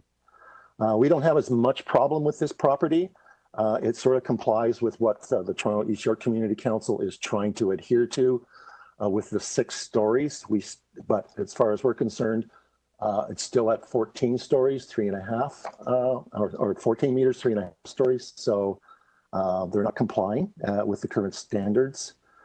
I think one of the things that we would like to see this developer do is to try to find a more cultural link architecturally between the 2 neighboring buildings, which are historic buildings on either side of them. So that would be for us something for the developer to think about when they are developing this proposal to yet again present it to the community. Thank you. Thank you. Are there any questions of the deputy? Seeing none. So I'll move the staff recommendations, which is to proceed to a community consultation meeting. All those in favor, opposed, that carries. All right. Mr. Chair, could I interrupt you for 1 second? Item 24, which was the fence exemption, I just don't recall voting on that one because Councillor Wong Tam came in and we were able to pick up on her items really quickly. And we did vote on it? Councillor, the clerks have a record of us having voted on that. Oh, very good. It was approved. Thank you. Yeah. Great. Thanks so much. You're quite welcome. Item 16.28, 293133 and 39 Pleasant Boulevard zoning bylaw amendment application preliminary report. Did we not take care of that? One moment, please. I'm sorry. I'm sorry, Councillor Matlow. I think you should follow this one now because we're up to. Oh, that wasn't. 41. We're up to 41, and because that was done. Okay. Sorry, that was my inattention. I apologize. Yeah. Please understand, I've got 4 sets of paper documents and and an electronic document I'm trying to follow along with as changes keep happening. Of course. Okay. Did we not do 40? We did 40 and 41. Okay. So we're now at 53. Okay. Item TE 16.53, installation removal of on-street. Yes, we did. Sorry, I apologize. Yep. Item. Sorry, am I laughing? You heard me. Sorry. We heard you, but it's always hard. delightful. You have such a delightful and cheering laugh, Councillor. It always brightens my day. It is just so hard online with so many items. I applaud you all down there in Committee Room 1. Thank you. Item TE 16.53, installation removal of on-street accessible parking spaces, March through June 2020 delegated, wards 4, 11, and 19. I can move that. So all those in favor? Opposed? That carries. And if I could ask the clerks, Councillor Layton seems to have disappeared from my screen. Councillor Layton, could you please turn your camera on? There he is. Okay. I'm here. It's just when you do another program on the iPad you're using, i.e. to view confidential documents, it goes blank. So I'm sitting here. Okay. Yeah. I'm going to have to ask you to take responsibility to check that because I can't see whether you're voting or not. Cool. Okay.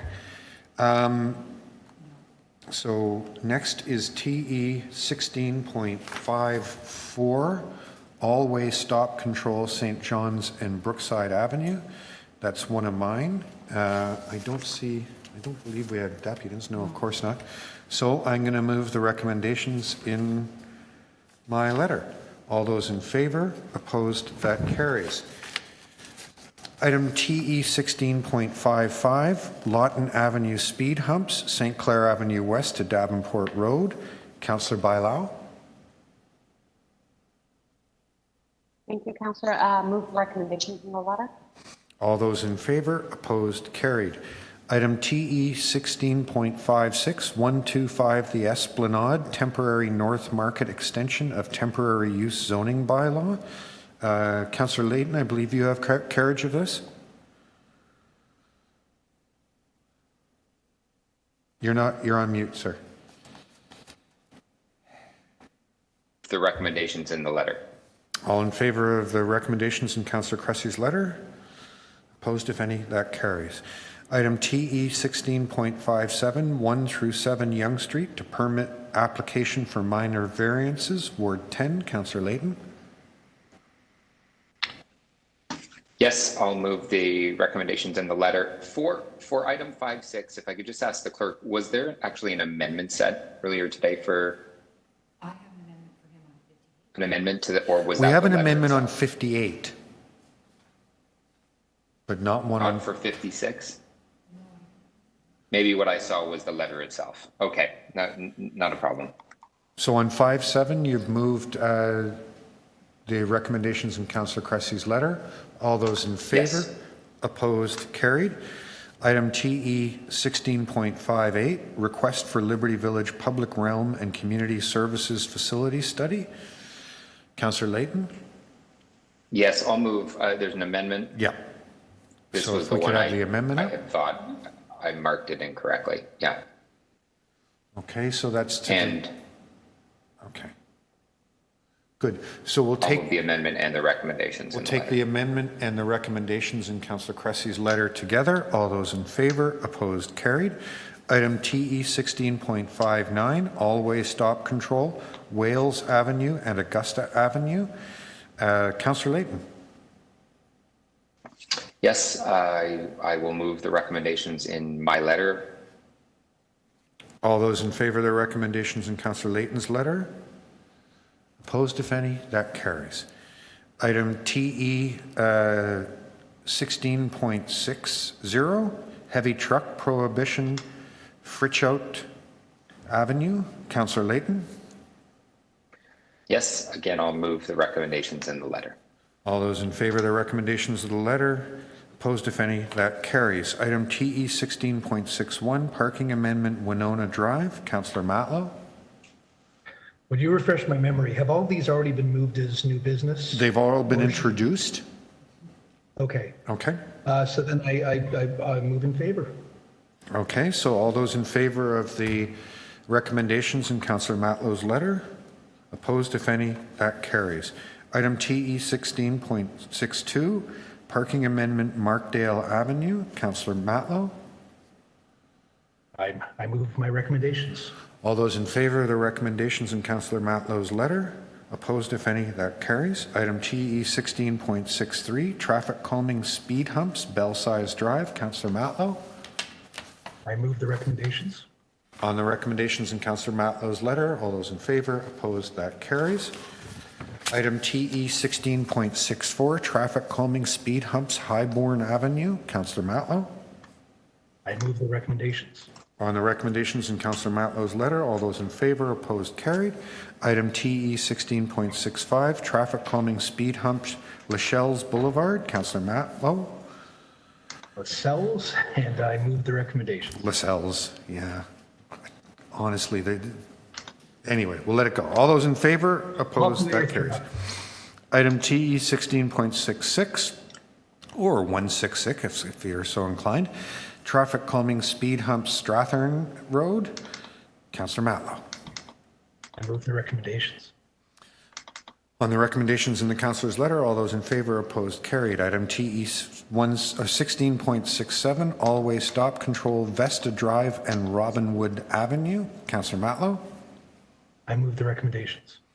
On the recommendations in the councillor's letter, all those in favor, opposed, that carries. Item TE 16.68, traffic control signals, Davenport Road and Shaw Street, Ward 12. Councillor Matlow. I move the recommendations. All those in favor, opposed, carried. Item TE 16. I've lost my rhythm here. 8 or 9? 6-9. Item 6.9, reopening item TE 15.18, construction staging area, Holly Street and Dunfield Avenue, 25 Holly Street and 44 Dunfield Avenue. Councillor Matlow. I move it, and I just want to speak very briefly to it, just to let you know, this is what provoked our big discussion around, our legal ability or our ability to say no to developers who are asking to occupy our right-of-way. And this was a case where there was not enough discussion with the local residents, including the Tenants Association at the Torontonian. And we did our due diligence to get them back to the table. We had a really good conversation. And now with the changes made, it actually is something that the residents support. And therefore it has a mandate rather than the developers simply just wanting it. So now I'm comfortable to move it. Okay, first on the motion to reopen, all those in favor, opposed, carried. Now on the item, all those in favor, opposed, carried. Okay. There we go. Item T, so we've done those ones. We now go to TE 16.74, cannabis clustering on Queen Street East. Councillor Fletcher has just a special gift for naming items. Before we go on, may I just a point of order, Mr. Chair? Yes. I don't see an item number, so if you could just clarify, I sent a letter titled Parking Amendment, Ellsworth Avenue. Yes, that's coming up. That's item 78. Okay. I appreciate that. Yeah. Okay. Yeah. So over to you, Councillor Fletcher. Thank you, Mr. Chair. And I note that Deputy Mayor Bylaw has sent a letter to the committee as well in support of dealing with cannabis clustering. And I don't know if hers is on Queen West, but this certainly is on Queen East. And as the letter says, I'm going to speak for a minute about this because as everyone recalls, when we were urging the federal government to please hurry up and get all the regulations in place and make marijuana legal because we had so many illegal stores.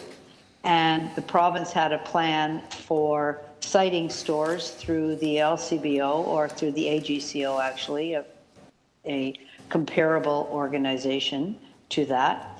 And there were certain requirements about how far you could be from a school or a childcare center and many other things that understood that this could be seen as a sensitive use. So what we now have is a situation where it doesn't matter where you are or who you can have all of these uses directly in a row. I don't think that in any way, shape, or form you would have 5 liquor stores back to back in small storefronts, and nor should we have 5 marijuana shops in 5 storefronts or 4 storefronts, particularly when this is across from a childcare drop-in, probably one of the oldest ones in the city, a community center, an AOC, a Toronto Public Library branch, housing for vulnerable women, housing for vulnerable men, city's recreation center, and the largest park and in the south end of my ward, outside of the Leslie Spit, of course, and then a park along the rail corridor. So in moving so quickly, when the Ford government took that away from the AGCO, they simply have the wild, wild west. There are no requirements, nothing. We have no ability to weigh in and say too many. And I know Councillor Holiday moved a similar motion at Etobicoke York Community Council that we approved at the last meeting. And I thought we really need to do this. I'm not sure where the pressures are in other parts of the city. Councillor Bailão might want to speak about her situation, but it was never how we anticipated citing marijuana shops. Not that I'm not happy they're there. It's great to have them. It's great to have this substance legalized, not tying up the courts in the way that we have over a large number of years.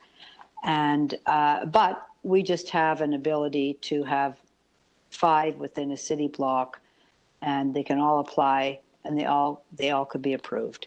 So this is one of the issues. I also want to say that in our established Main Street areas, Queen East, Gerrard, Danforth, and you all have those main streets, that I'm not sure what the effect of the rent is going to be, because everybody wants to rent to a marijuana shop because they do pretty big business there and they pay very high rents.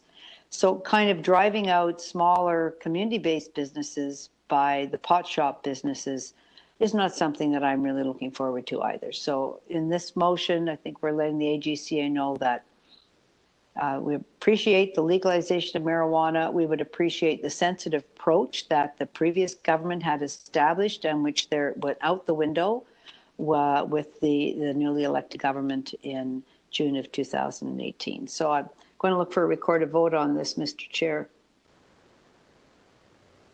Thank you. Anyone else wish to speak on this item? Councillor Bailao? Yes, I do want to speak and echo Councillor Fletcher's words. I did share with you the correspondence that I had with the province. I had written to the province and actually got an answer from that, or a non-answer from them, to be honest with you, on this item. We are seeing here in the community as well, and it is a sensible approach that is needed. People understand the legalization. People support that. That is not the issue. It is actually the amount and the concentration of these businesses, and especially now at the time where small businesses are so vulnerable, how actually this is pushing out some and creating even greater pressure to some of those small businesses. So I think it is really important that municipalities are given the tools to deal with the high concentration and particular locations of these establishments. It's not anything to do with having them available at the city. I think that is not the issue. It is a very high concentration. So thank you, Councillor Fletcher. I thought it was important for me to share with all the members of the committee the correspondence that I've already had on this issue. But it is something that I think we should take a position on and work on as a committee and as a city as a whole, because as you said, other community councils are experiencing this as well. Thank you. Any other members wish to speak to the item? No? Seeing none, Councillor Fletcher asked for a recorded vote. Clerk, could I ask the clerk to call a recorded vote, please?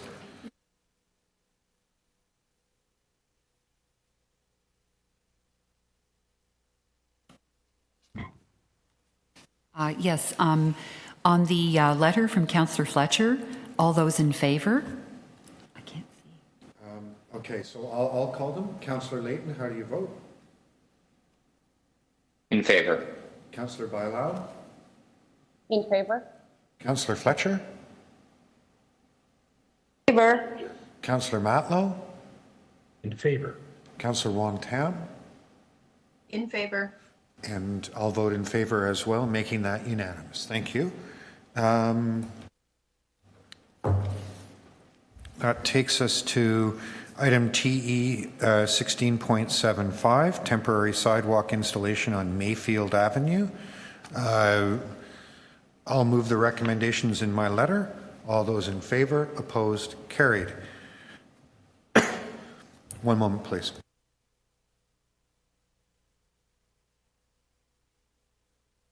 Okay. Item TE 16.76, Councillor Fletcher.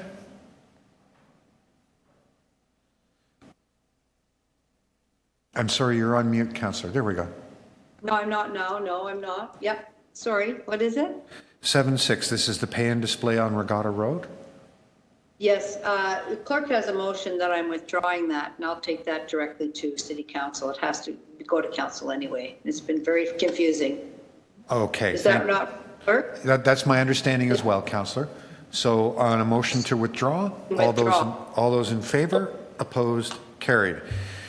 Item TE 16.77, Bloor Street Studies, St. Helens Avenue to Perth Avenue.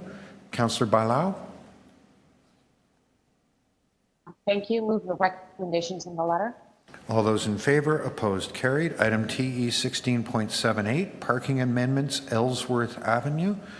Councillor Matlow. Thank you. I move the recommendation in the letter. All those in favor, opposed, carried. Item TE 16.79, parking amendments, Parkman Avenue. Councillor Bailao. Move recommendation in the letter. Okay. All those in favor, opposed, carried. Members, I need a motion to introduce two more pieces of business. Items 16.80 and 16.81. Councillor Matlow, all those in favor, opposed, carried. Okay, so item TE 16.80, parking amendments, St. Helens Avenue. Councillor Bailao. Move recommendations in the letter. All those in favor, opposed, carried. Item TE 16.81, accessible loading zone, Concord Avenue. Councillor Bailao. Move recommendations in the letter. All those in favor, opposed, carried. And I believe that takes us to item number 5. Councillor Fletcher. Thank you, Chair. I'm just waiting for legal to get back with the exact wording. Spent quite a long time with planning at lunchtime, and Ms. Matsumoto is just cleaning up the motions. Okay, Councillor Fletcher. Councillor Fletcher, where'd you go? There you are. Yeah. Have you had any indication of how long that will take? No, I just have an indication that Ms. Matsumoto said she's sending it, but maybe the clerk. So check. members, that's the only item outstanding at this point. I'm going to suggest we take a 15-minute recess. So we'll reconvene at 2:45. Okay? Thank you very much. Thank you. Thank you, Mr. Chair. Thanks for the committee's indulgence. Appreciate it. It's an important Thank project. you. And remember, we're pretty tight for quorum, so make sure you're here promptly at 2:45. Thank you. Thank you.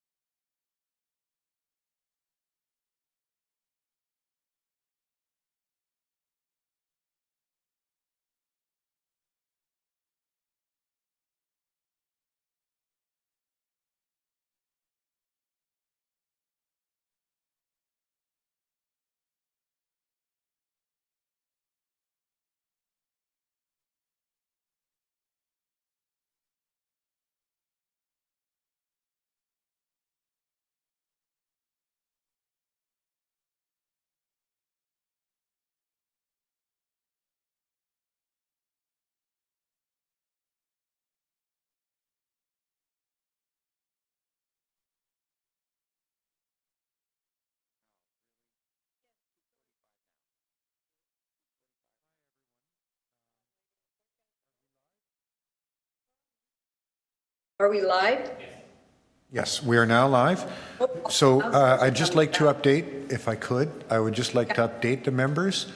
So there's still a bit of back and forth between the clerk and the city solicitor.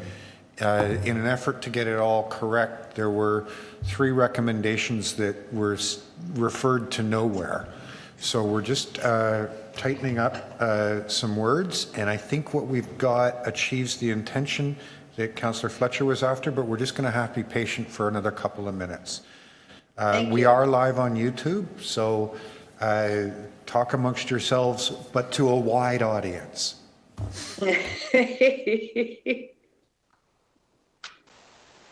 All right. You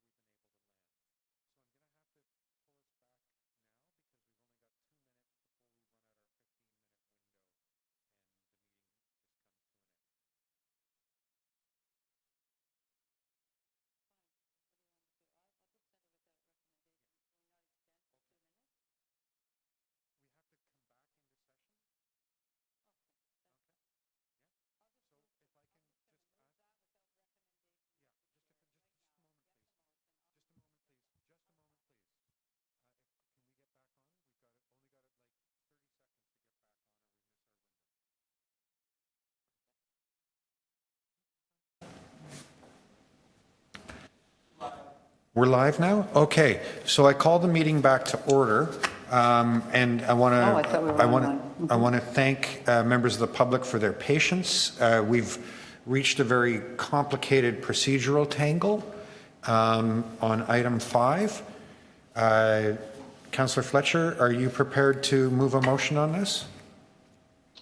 Yes, Mr. Chair, I was hoping to, I will move a motion to refer the entire item to council without recommendation. Okay.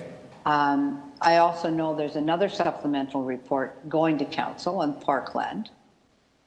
And I would have preferred to have let most of it go and then fix the section 37 and some of the other issues that were still outstanding. But I'm happy. I think this is cleaner like this, and we don't have to vote against Don Somerville. So I'll move that motion today. Okay. Any questions of the mover? Anyone else to speak? No? I'll just quickly... well, I might speak. To speak, Councillor. I'm sorry. I thought those were your remarks. Please, go ahead. No, thank you. I just want to say this has been a very long journey for TCHC in context, and all the staff have been up and down and around. There were over 3 RFPs for this site at Queen and Coxwell, and then a change in councillor, a change in direction. And in the middle of it, we had an Auditor General report about TCHC revitalizations, and we established the Housing Secretariat. So it has been a really uphill battle the whole time to get this to be what really is a pretty exciting project. But then as we're getting closer, we now had COVID turn up in the middle of it. The thing with the TCHC revitalization is that I don't think everybody understands. I'm sure we all do, but the public might not, that everybody gets an N13, just as people get N13s that are being evicted anywhere. But this N13 stipulates for relocating you during that period, you have the right to return to the exact location. And there's nothing really like it compared to all of the issues that many of us deal with landlords about constantly. And we even have a subcommittee of planning and housing that Councillor Perks and Deputy Mayor Bailao and I are on. Sorry, maybe not Deputy Mayor, but Councillor Bradford and Perks and myself, looking at how to deal with the spate of N13s that are displacing people with no right to return. So I just want to congratulate TCHC and the city for being so specific on when we're tearing something down, we are rebuilding it, people are coming back. This is a pretty big, important revite, and they're always very complicated, and that's why this wasn't easy to fix right at the last moment. And there is also a Housing Now site that we've agreed to, I believe, last council meeting across the street in Councillor Bradford's ward. So some of the infrastructure issues and the park issues and other things get a little more complicated, because I think we should think geographically, not just on a site. The COVID implications are big, because we had this coming here definitely to be fast-tracked so we could get moving on this in the fall, but not all the tenants have been able to see their new relocations. They've not all been able to move, so we have about a 4-month delay. And then we've run into some issues with strata title for the parkland, which Councillor Matlow is one of the reasons why I was so fascinated with the strata title conversation that we had earlier. And now I'm quite interested in it. We had an Auditor General's report that said there weren't enough, or there weren't, that net new housing was not always not always contemplated in Toronto community housing revites. This is not a big site, but having taken that into account, we've managed to achieve a 15% net new affordable, as well as the TCHC replacement, as well as 120 rental units, because as we all know, we're finding that people are needing rental, and you can't just always buy a condo. So I think this is a good standard for future revites. We have to keep that net new in mind, and the Housing Secretary is there to make sure we are keeping that in mind as a city. And it certainly can be done. So next up is a big focus on the waterfront, on Villiers Island, on any other spots along the waterfront, particularly where they're publicly owned, where we can achieve a big spate of affordable housing. It's time, it's necessary in our city.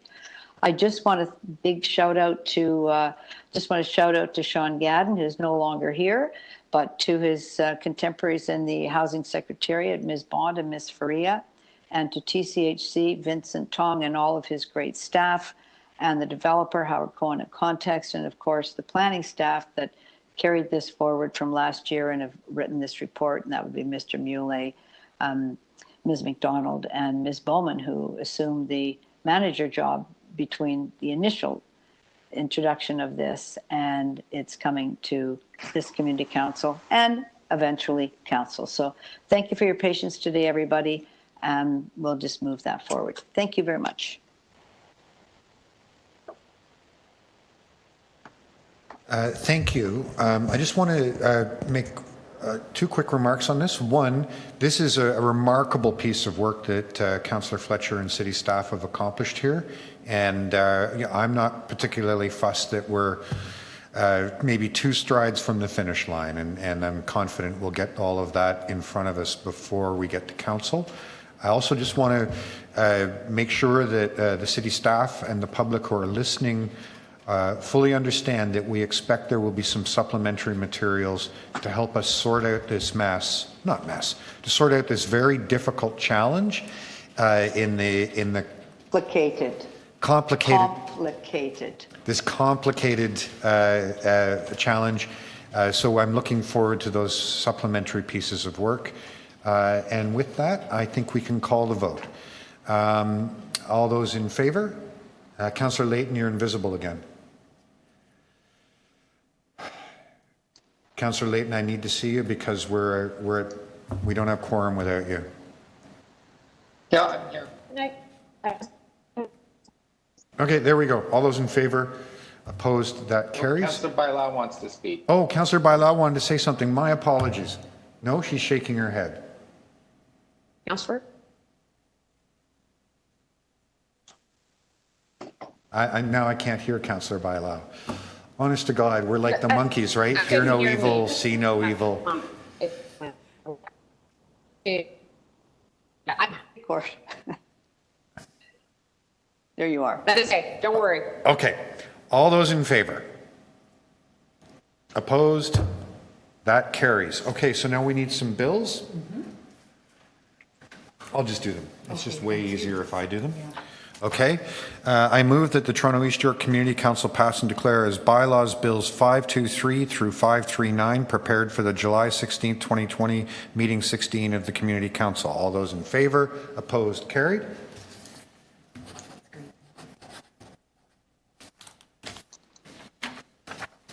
And I move that the Toronto East York Community Council pass and declare as a bylaw a confirmatory bill to confirm the legislative proceedings of the Toronto East York Community Council acting under delegated authority at meeting 16 on July 16, 2020. All those in favor? Opposed? That carries. Members, that concludes our business. Thank you so much for being patient with me today. It was a bumpy road, but we got to the end. Have a great afternoon. Thanks to the clerks. Thank you, Mr. Chair. Thank you all. Bye-bye. Bye now.